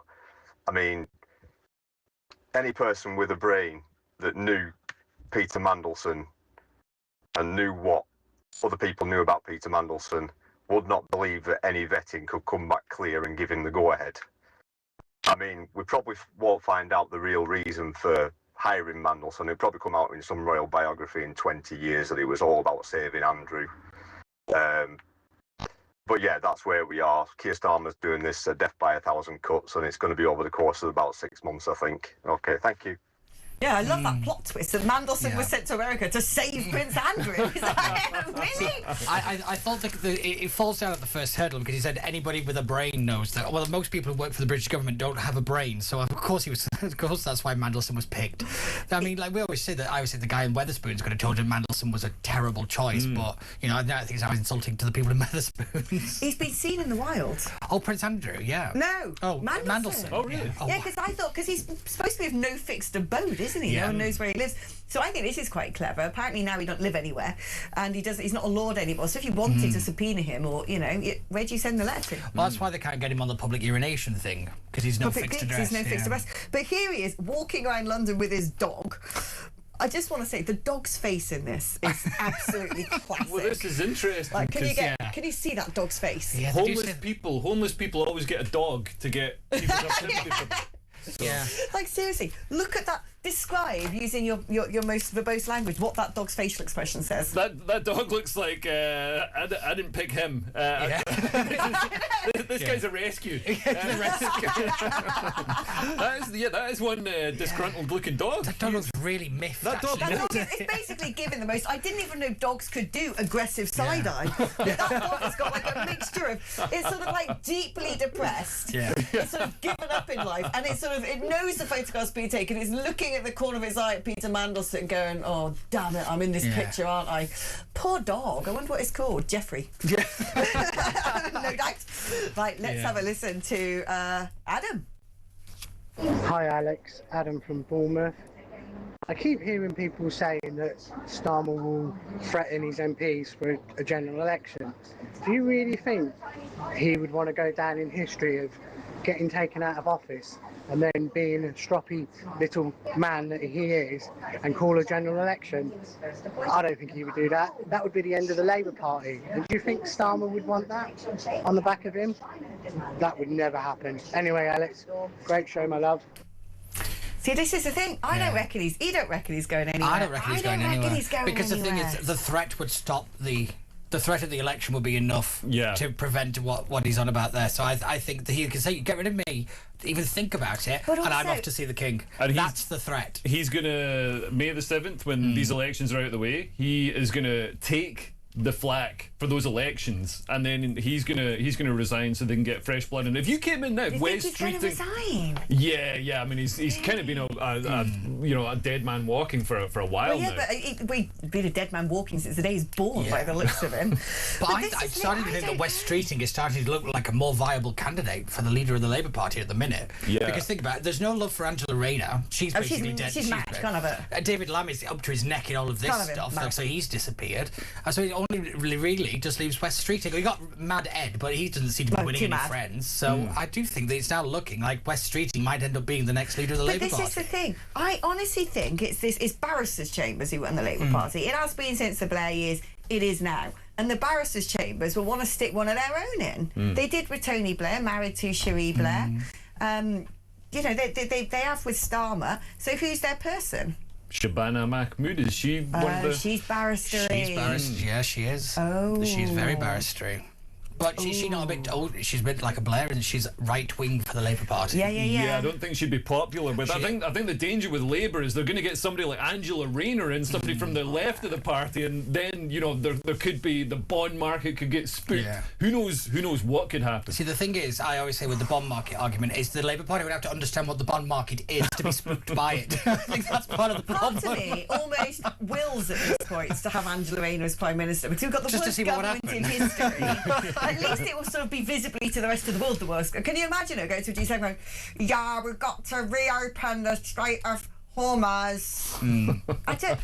Yeah, we just do a Venezuelan speed run. You know what I mean? Let's get it over and done with soon. Let's have this economic collapse. Let's get to the point where we're eating out the bins, eating our pets. Peter Mandelson's going to have to eat his own dog. The face of that dog knows it's coming. Yeah. Face of that dog is very cognisant of this. We're living in a time where Peter Mandelson might end up being the next Prime Minister, so let's not put that out the window. Right. Time for this again. We're rattling through everything quite quickly. Right. Sorry, I wasn't Tyrannosaurus. Tension bed. Tension bed. The Roman dish. Like Pavlov's doggy. Yes, go on. The Roman dish, one assumes from Rome rather than the empire of. Pasta alla guiccia is made with guanciale, black pepper, and which sheep's cheese? Pasta alla guiccia. Guanciale, which is a type of hammy, bacony thing. Black pepper and which sheep's cheese? And Ariana Grande's 2019 number 17 Rings samples which song from The Sound of Music? So Ariana Grande's 2019 number one, 7 Rings. So she had a number 1 song in 2019 called 7 Rings. I've got it now. Which samples which song from The Sound of Music? I'll give you a guess. It rhymes with rings. Yeah, I guess that. Also, it's basically one of only 2 songs that people know. The Sound of Music. Right, answers coming up after this. Which is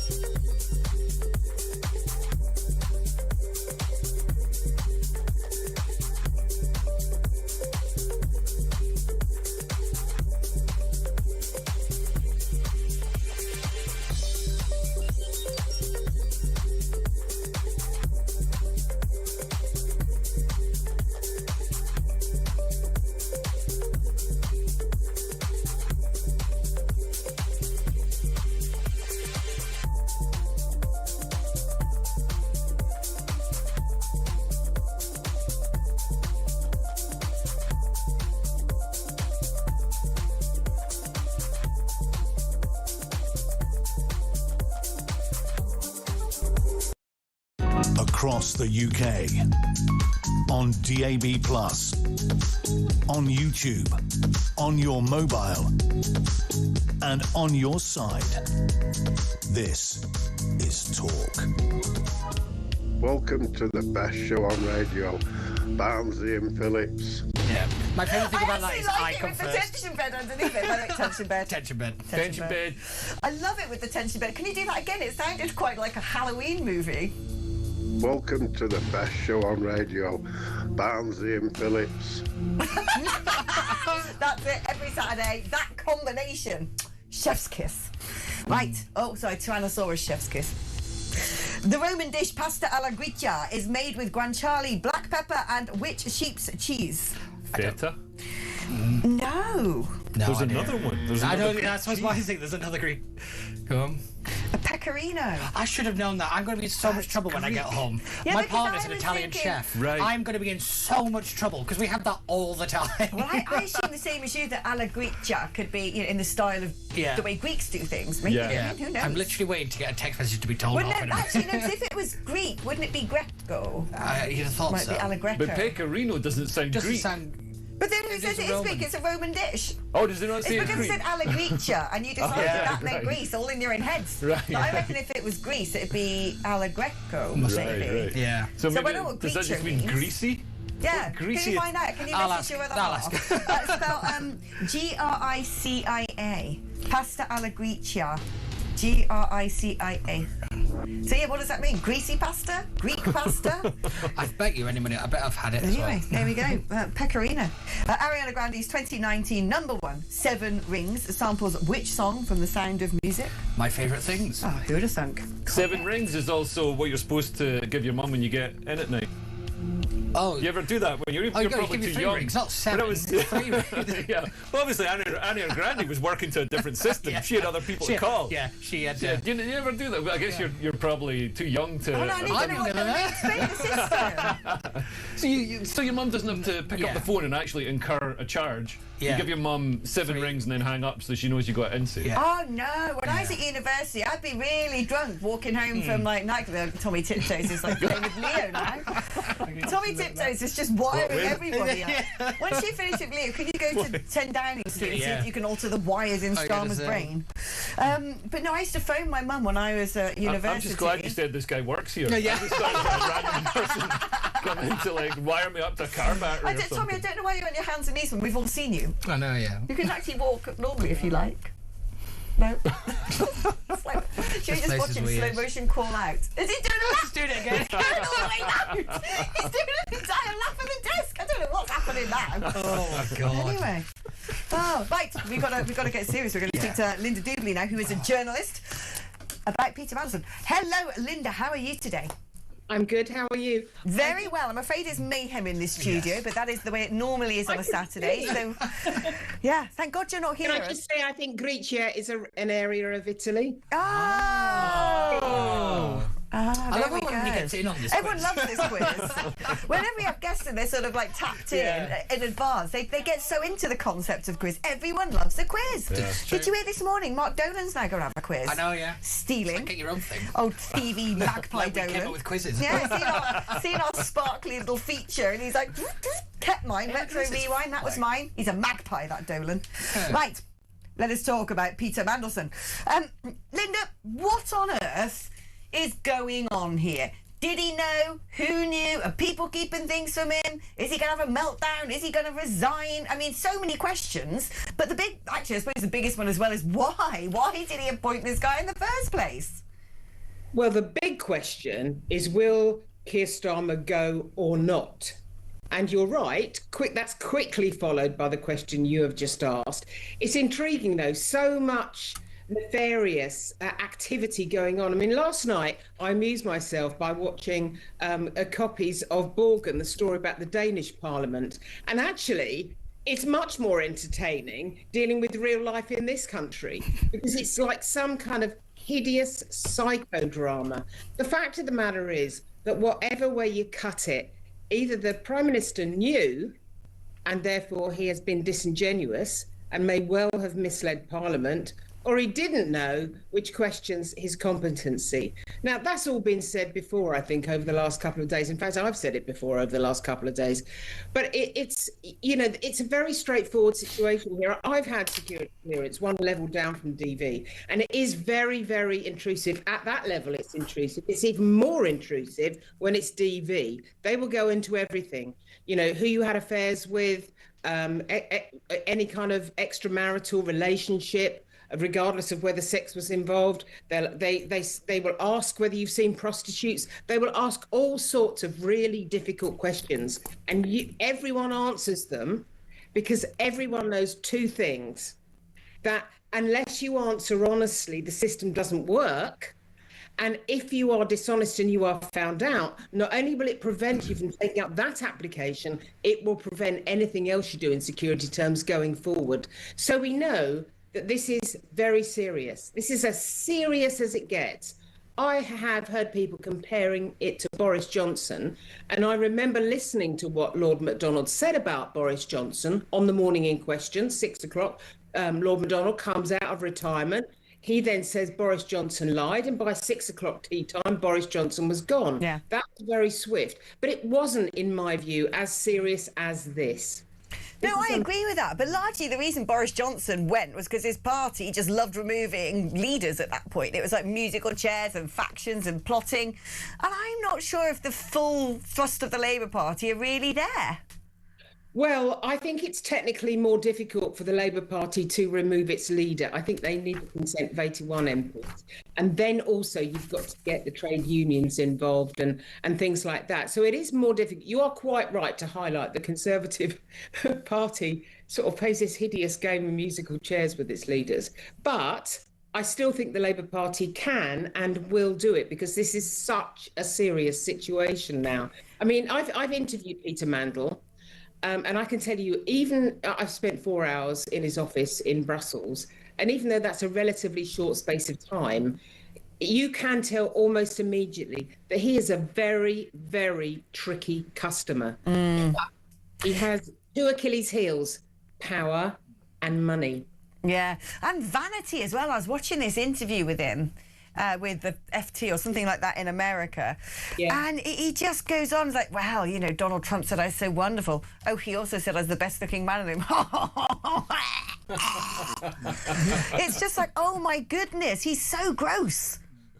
Yeah, but you ask yourself, why did Keir Starmer pursue this appointment so relentlessly? Right. When actually the incumbent, Karen Pierce, was a highly respected ambassador that had taken quite a long time and had in fact succeeded in building a reasonable relationship with Donald Trump. Not necessarily an easy thing to do, but she had accomplished it. And still, so Keir Starmer not only wants to make this a political appointment and not a diplomatic appointment, but he wants Peter Mandelson, a man who's been forced to leave the party twice before, whose nickname is the Prince of Darkness, and who has a reputation for, let's just say, slightly dodgy dealings.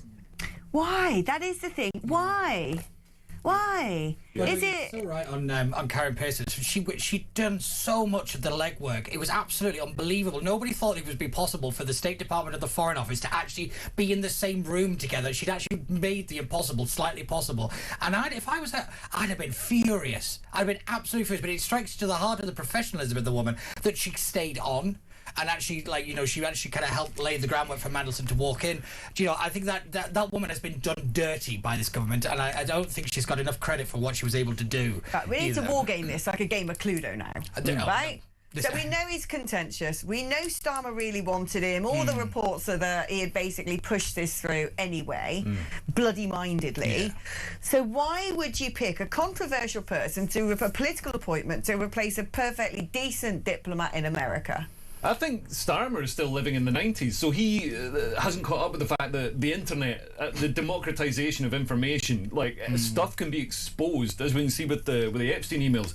30 years ago, we would never have known. That would all be, handwritten, wax-sealed letters. They'd never be revealed. They'd be burnt in a bonfire somewhere. And now, things like that can be exposed. See, I think it comes down to one of a few things. Either for whatever reason, they felt they owed Peter Mandelson this. Peter Mandelson demanded it, and they thought we have to give it to him for some reason or the other. The second one is that he knows stuff about certain topics that the Labour Party hold precious and dear. Let's say Chagos is probably the big one. And that they thought he's the only person who's going to be willing to go along with our narrative on this, which is... That was a horrible wet cough, wasn't it? Whoa! That made me feel a bit ill. Which is basically... Sorry, that's so taking by surprise. Which is basically, this guy is happy to spin the yarn to America that this is the only deal, it's a very good deal, whereas an independent person would look at it and go, well, we don't have to do this, and deal with honesty, perhaps, with our American counterparts. Or he knows where bodies are buried, or China's running everything. Oh, I think it's probably a mixture of all of them, but I think, Leo, I think you make the good point. None of this would have come out if it wasn't for the Epstein files. Yeah. They never banked on any of this actually being made in the public space, and I think that is what's really got to cult them out here, is they thought all the secrets would have stayed secret long till, like what is it, 50 years in a day. I think this is the reality of, you know, the actual Epstein files coming out and saying that, look, not everything's a secret anymore, and now there are actual questions and they don't have the answers, and I think it's because it's a mixture of a lot of things rather than it being one reason. Linda, what do you see as the most plausible reason why so much political capital and risk was expended on Mandelson? Well, I'm always inclined to on the cock-up rather than the policy side of the argument. And one of the things that I think has gone on here is, despite Keir Starmer clearly being a well-educated man, he is not a leader. He does not have the core leadership qualities, the principal one being judgment. And I think, and it was suggested to me in the week, that he chose Peter Mandelson because he believed he was picking a similar type of person to Donald Trump. And that would mean that they could communicate properly, and Peter Mandelson was more likely to get deals through that would make Starmer's life easier as Prime Minister in this country. That, although it doesn't sound, you know, as sneaky or as worrying or perfidious as, you know, Peter Mandelson's got something on the PM, that does let us all down. And that's what we need to be careful now. I think I mentioned something. I forget which German philosopher said this. I always get my Goethes and my Nietzsche's muddled up. But I think... That's a phrase. The trouble is, the saying is, you can lie to me, but I won't believe you in future. And I think that is where we are now, and I think that is why Keir Starmer will go. Interesting. Very well put forward. Linda Doobly, thank you ever so much for joining us. Yeah, I do like spiciness. I'd rather dress it up that, you know, actually the thing is, you know, it's so British that, you know, it's so British that Linda's going to be right. That they thought he was the Trump whisperer. Yeah. you know that's what it is. They thought he speaks Trump, so therefore he will be in their advantage. It's the most British thing ever. They've got things you've got in common. Islands, Epstein. Yeah. We just want a proper British scandal again. We don't have them anymore. Like, you know, so we got it was a bit of paperwork. He lied on some paperwork. That's the closest we get to a scandal. When we do have really good British scandals, they pop up in the newspaper on like page 5 for a column. Yeah. There was that Tory MP up in Manchester who was like swindling money from his 88-year-old office secretary or something, I don't know, because he was going to chemsex parties and being blackmailed by drugs. That was Crispin Blunt. There was this huge thing, and it was like, that's massive. Oh, well, nothing to see here. Let's not talk about that. I do feel that the barrier for having a scandal has sort of come down a lot, because over COVID, I mean, the scandals around Boris going to a party. You ate some cake. You ate some cake. You ate the some worst birthday was Rishi cake. Sunak. He turned up early for a meeting and got in trouble. Turning up early. Rishi getting in trouble for actually being so keen, so eager. He turns up early. That's why we have a productivity problem. The one that I never understood is when people are like, well, he's redecorated 10 Downing Street and he didn't use taxpayers' money to do it. A donor paid for some wallpaper. I'm like, this to me translates as a good thing. Or Keir Starmer, Lord Ali paying for some clothes for Keir Starmer. It's like, do we want our leaders going out dressed in rags? You know, dressed in a 40 quid TK Maxx suit? No, we want them wearing. Let's be fair, the clothes that's what I'm wearing right now. I mean, is it? Yeah. Are you boohoo man? Yeah, I'm waiting for Lord Ali to buy me some tops. You really can't get jackets long enough for your arms now, I suddenly am looking at you and it looks like a sort of bracelet length, you know, Marks and Spencer's ladies blazer. I used to say that in Westminster I was the only one that was never invited to a Lord Ali party. I felt like the only person in SW1 that wasn't invited. Lord Ali parties? It's like, at one point it was this person got involved and this person. I was like, I'm friends with these people. I didn't get invited. It's because you dress too dapper already. You always think I'm an oligarch anyway. You don't scream, I need wardrobe. Yeah, you always call me a Russian oligarch every now and then. Kevin O'Sullivan will be on the list. Yeah. See, because he is friends with Lord Ali. Friends with Lord Ali, yeah. I mean, interesting constellations of connections in our industry. Right, it is time. Tension bed. Tension bed. There you go. You'll get it eventually. Beryl Bainbridge's 1998 novel Master Georgie explores the British experience of which 19th century war? I like that, the British experience of a 19th century war. I like that. Okay, Master Georgie, 1998 novel by Beryl Bainbridge. British experience of which 19th century war? And who was the first Welsh actor to win an Oscar? Ooh. Right, answers coming up after this.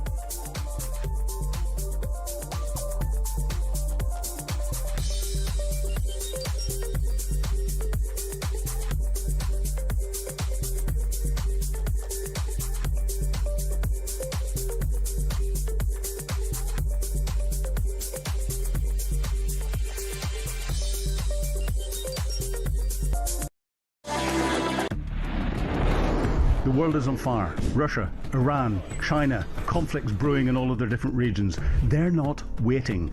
But here in Britain, our armed forces are underfunded, they're undermanned, and they're underprepared. And nobody in government wants to talk about it. Well, we do. I'm Philip Ingram, and I spent my career in the world of intelligence, military planning, strategic planning, and unfortunately, conflict. This is Talk War, and this is where we analyse the conflicts shaping our world. Across the UK, on DAB+, on YouTube, on your mobile, and on your side. This is Talk. Alex Phillips, Talk Radio, a clever woman on a common sense show. Beep. Oh, that was lovely. By the way, though, I don't want Ian Oldham to feel silent. Oh, no, yeah. Because Ian Oldham sent a message going, Alex, I'm deeply honoured by your appreciation of my voice notes. That, by the way, is what passes for unbridled enthusiasm living in a town where it rains 98% of the time. I've been to Oldham many a time. It is I mean, wet, side cold, by windy. side, the stark comparison. Well, just those the two. just the name, Old Ham. Yeah. It's, You know, think of it, that is the north-south divide in one voice note. yeah. Well, I can say that, yeah. Elizabeth Gaskell is producing this show. But no, I mean, it's interesting, isn't it? Because Old Ham is probably the best. Yeah. In terms of, aged. fine aged. I always wondered why, if you go to a restaurant or something, we've got 58-day aged steak. But if I have a steak in my fridge that's 58 days past its use-by date, it's worse. Yeah. How does that work? I don't know. Marketing. I think it's something to do with like dry. You have to hang it somewhere with no moisture. I need to put it in the wardrobe. Yeah. Okay, I'll do that. Does your wardrobe have no moisture? Your clothes might smell of beef. They already do, I think. That's why you need Lord Ali. Yeah, Scottish sausage.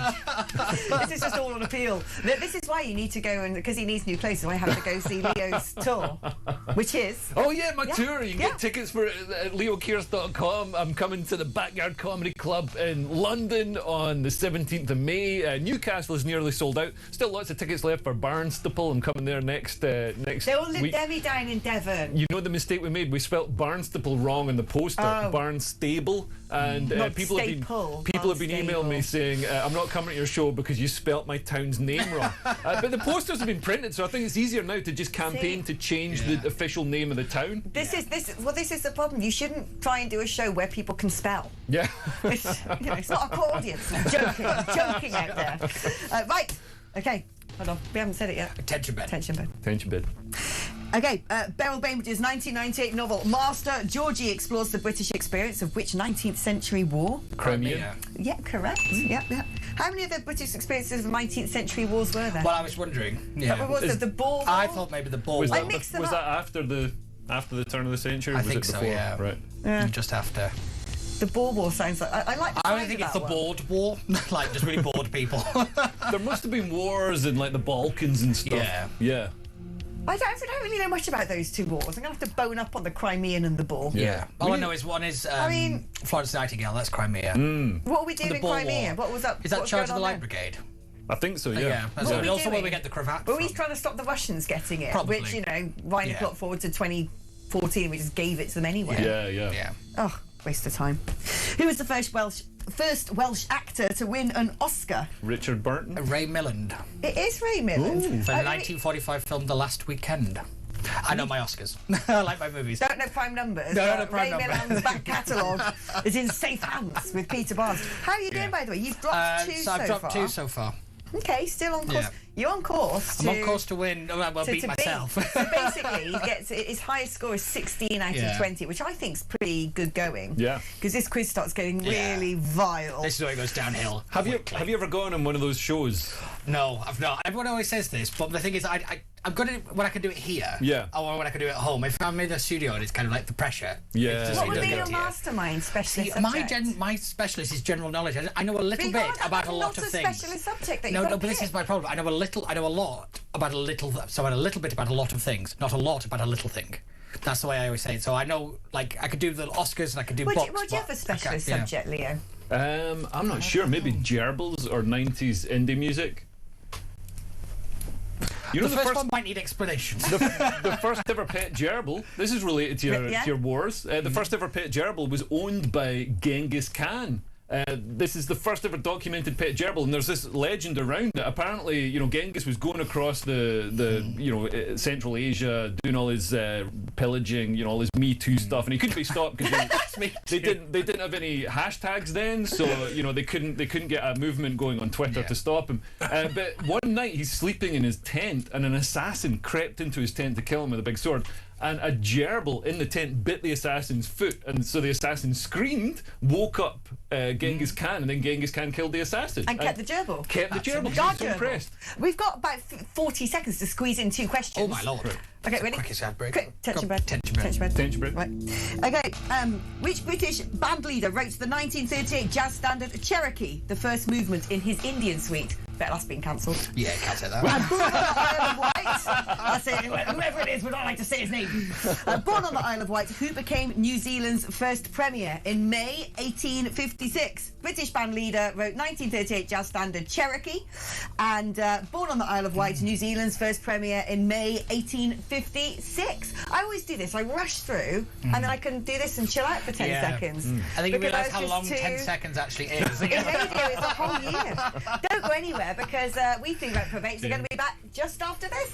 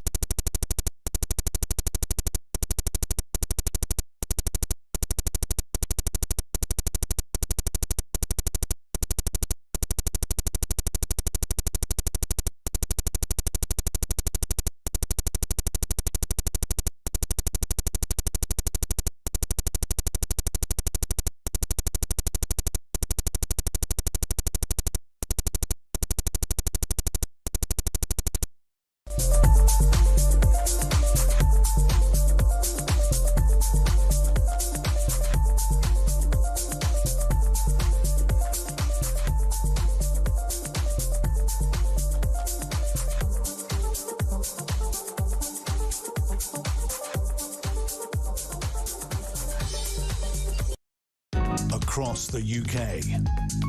On DAB+, on YouTube, on your mobile, and on your side. This is Talk.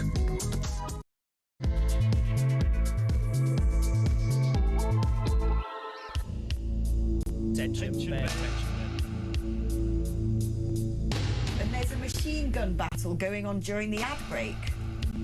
What? A machine gun battle. Is that outside the window of our house? Yeah.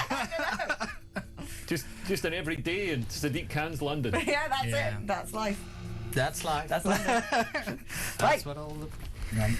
Which British band leader, no doubt cancelled, wrote the 1938 jazz standard Cherokee from his first movement in his Indian suite? Ray Noble. Yeah, correct.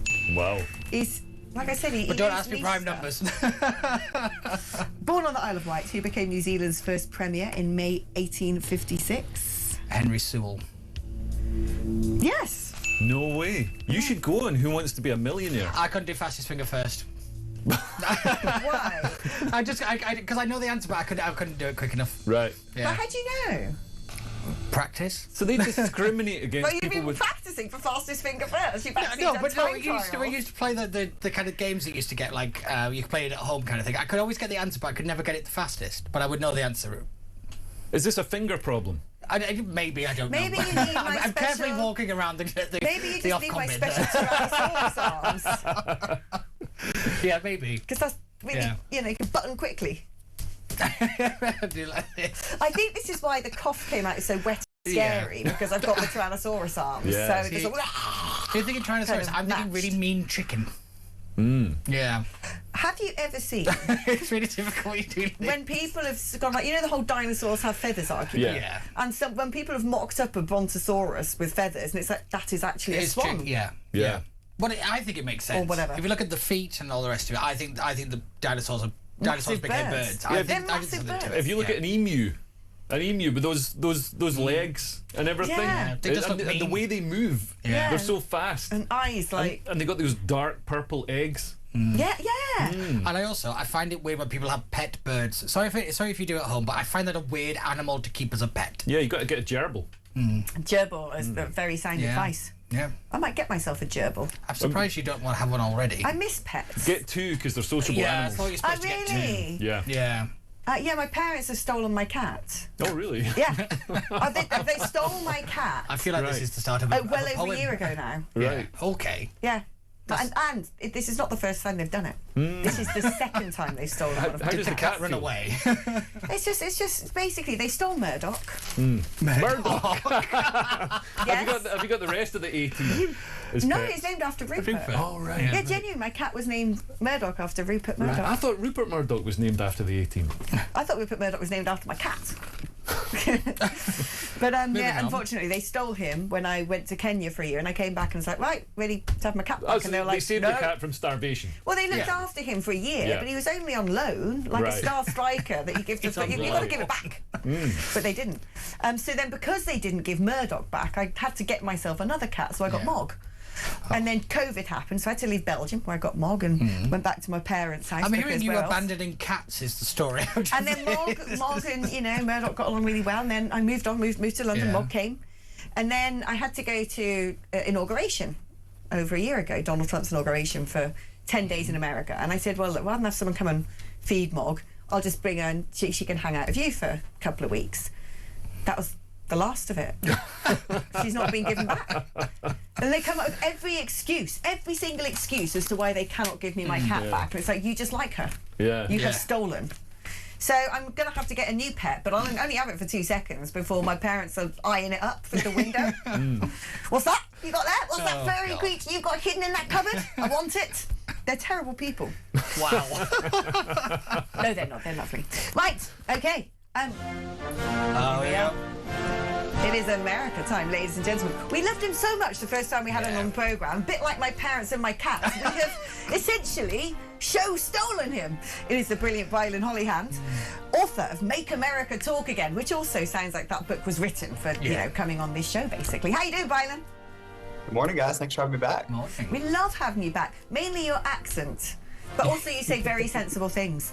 That talk to me about the Strait of Hormuz. What do you make of... I mean, Donald Trump has been comedy genius throughout this whole thing. I know you shouldn't say that about war, but he's been it's classic Trump every day on Truth Social. And then you've got this ridiculous pantomime where Starmer and Macron have had a meeting in Paris going, that's it, guys. We're going to open the Strait of Hormuz. And Trump's like, well, we've kind of done that. What? You're not needed. Go away, NATO. What do you make of all of this? Yeah, I think it's become clear that NATO is more useless than ever before. Regarding the straits, I'll be clear. I went to bed with the strait open and I woke up with the strait closed. And I think it's become very clear why we do not negotiate with terrorists. I think this whole idea that President Trump's campaigned on for the last decade in politics of energy independence seems like this laughable joke. Oh, he just really cares about drill, baby, drill. But I think it's become really clear why America should drill, baby, drill, so that we're not taken hostage by terrorist organizations like Iran, where they think they can use this as a bullying chip to try to bully us into submission, and we're just simply not going to do that. I'm not sure where the new leaders of Iran came from or if they have short-term memory loss, but if they do not believe in President Trump's ability to do what he says he's going to do, just go ask Nicolas Maduro or the previous Ayatollah. Oh wait, you can't, because one is in a New York penitentiary and one is in hell. Oh, with his 72 virgins. Yeah. But no, what options are now on the table for Donald Trump in terms of, you know, if they keep shutting this thing, if it's hokey cokey Hormuz, then, you know, what? I hope that translates. That's the thing we do when we put one foot in and take it out. Might mean something else. I don't think that would make the Southern States of America, hokey cokey might be a breakfast dish. I don't know. But basically, you know, the thing that he's trying to avoid is sending in troops which could result in body bags. That's clear to me that he doesn't want to do that. But if Iran keep, you know, closing the strait, is he going to get on the blower to Macron and Starmer and say, do your ships float yet? Can they help? Yeah, I think this is a great time for the same EU that has relied on us for decades upon decades to defend themselves and be their police force, to step up and help the rest of the world. We will not be sending troops in. That's just not something that's going to happen. We've got a midterm election coming up, and American voters did vote to send our generation to be drafted on the front lines of a proxy war. So go ahead and break that news to you that that's just simply not going to happen. But Americans are tired of the hokey pokey, as you put it. We are tired of this frustration of what day is going to happen, which our gas prices continue to go up. We continue to have inflation in our grocery stores, all because some terrorists want to play hokey pokey with the Strait of Hormuz, and we're frustrated with that. And I think President Trump's been clear he's not going to continue to take this. I think President Trump's made very clear, in some very specific terms, that some people say were a little bit too intense on his social media, that he has specific targets in this country. And I think his whole idea of his foreign policy is the art of the deal, and he's been extremely, extremely patient, more patient than President Trump's known for being in a negotiation. And I think he's probably eyeing some of those airports and oil fields that he's been so generous to keep open that might not be standing in the next few hours. Ooh, so the bombing might start again. I'm kind of sad I'm not back home in Gloucestershire when the bombing's starting, because they fly over my house and I love it so much. I know, sorry Ratty, he's fed up with me talking about that, getting out flight radar. But I mean, this is the thing, isn't it?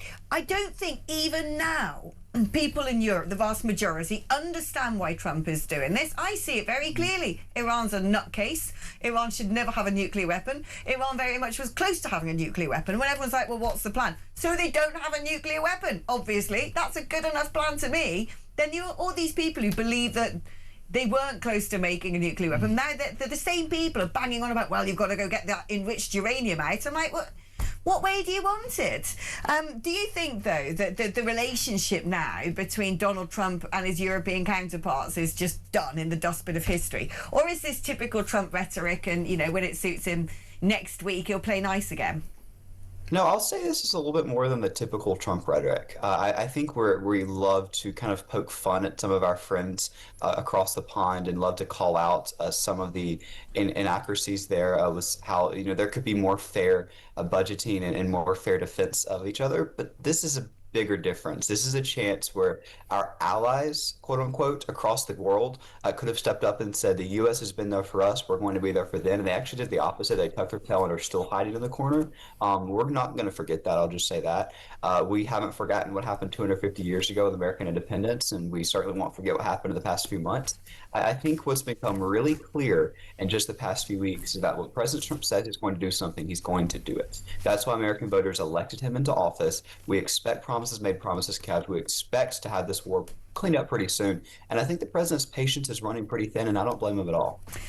What do the American people make of all of this? Because I'm just looking at headlines up there at the moment about the EU is now going to have to prepare to share jet fuel because they've run out. Because they basically closed all the possibilities of extracting their own fossil fuels, so we have to get it from the Middle East largely.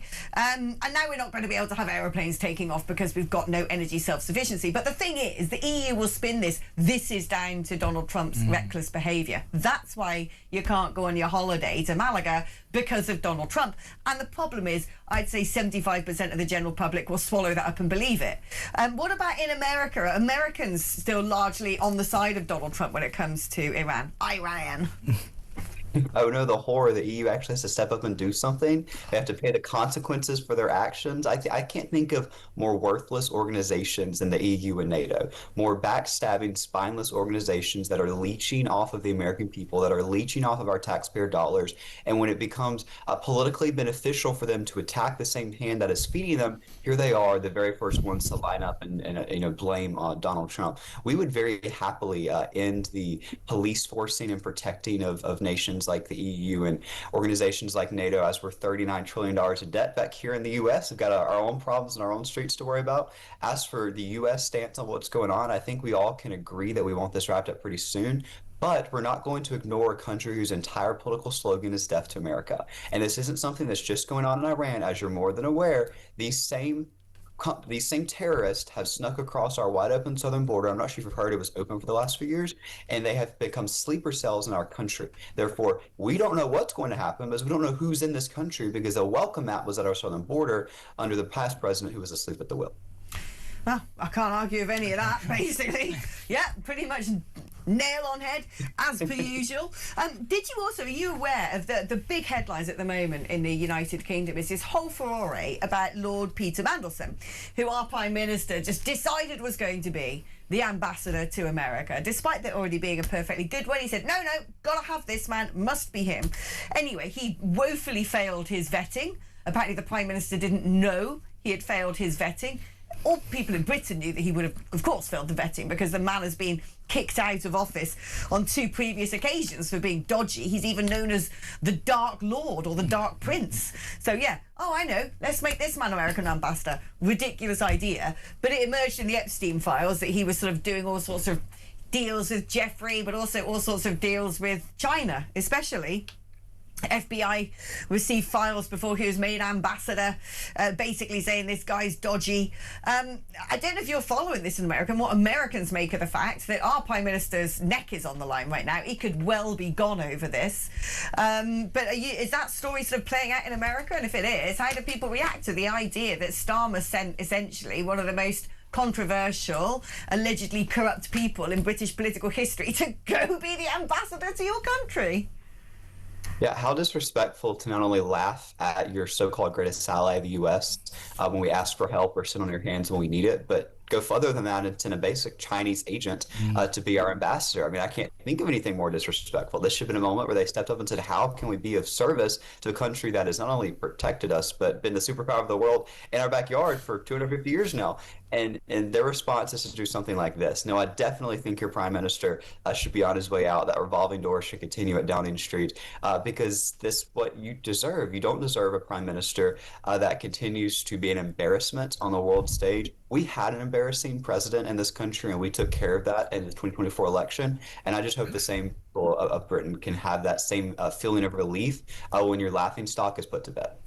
Oh, Brylan, if only you knew who the potential Starmer successors were going to be. You might be like, whatever you do, he might be bad, but just keep him. Brylan, thank you ever so much. Isn't he fabulous, Brylan? Brylan Hollyhand. Yeah, I got to take issue with this fact, this idea that, Europe and Britain didn't help Trump. We weren't asked. Yeah. Trump went in without a coalition. It's not like the Gulf War where Bush got a coalition of people together, ran it past the politicians, got bipartisan support in America, and then also got a coalition of the willing to go in and sort out Iraq. Although I mean, didn't entirely sort it out, but Trump didn't ask for any of that, and then he asked after he'd gone in, and it's like, well, that's Do you not think part of the reason he didn't ask is because he don't trust us? I think that's a huge part of it. Let's not forget the fact that nobody knew about the Venezuelan action is because they don't trust the rest of the world not to tell Venezuela. Tell someone to the UK and Germany, you're basically telling it to Iran. 100%. But I think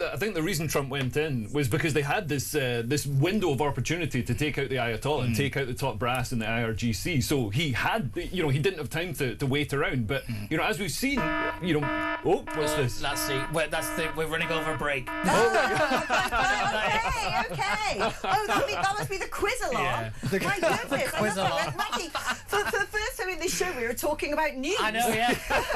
Forget that. That's not what we do here. Shut up. Get on with the silliness. Okay. All right. Oh, that's funny. Tension bed. Tension bed. Says it now. I hope you at home will say it. Right. Yep. Known as Il Cavaliere Calabrese. Loves the Italian today, this quiz. Which Italian Baroque artist painted The Banquet of the Rich Glutton? 1665. So, known as Il Cavaliere Calabrese, which Italian Baroque artist painted The Banquet of the Rich Glutton? We're going to have to do all the questions because this is our last. We've got 4 coming up now. Eve Muirhead. She sounds like she's one of yours. Yeah. Might not be.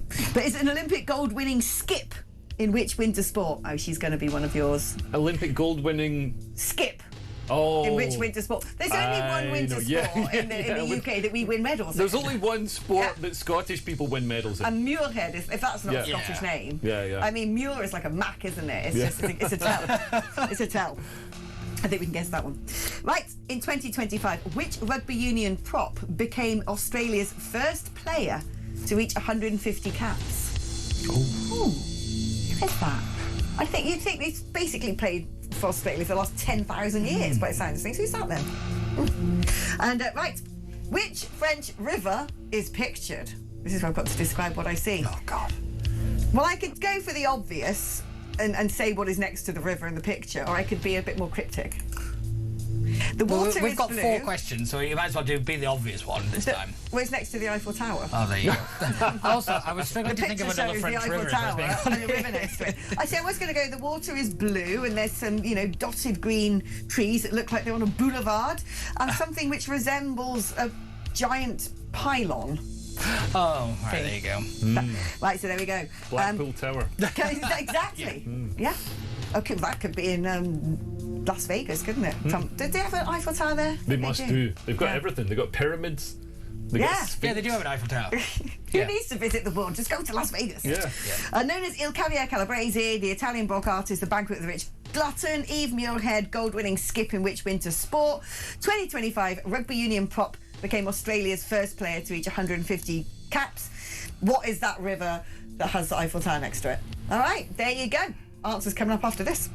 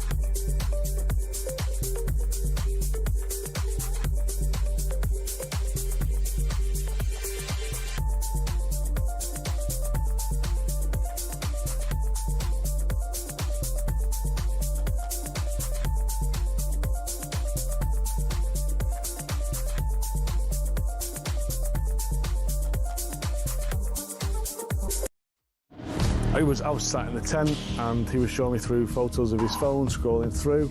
this was barbaric, horrific stuff. Blokes going through walls in vehicles and then jumping out and shooting everyone. His WhatsApp picture was him with a mask on, with a gun like that. You're in a tent with this guy. I'm in a tent with this guy, and actually he's just showing me this stuff. I'm just thinking, this is not the kind of bloke you want to be coming to the UK.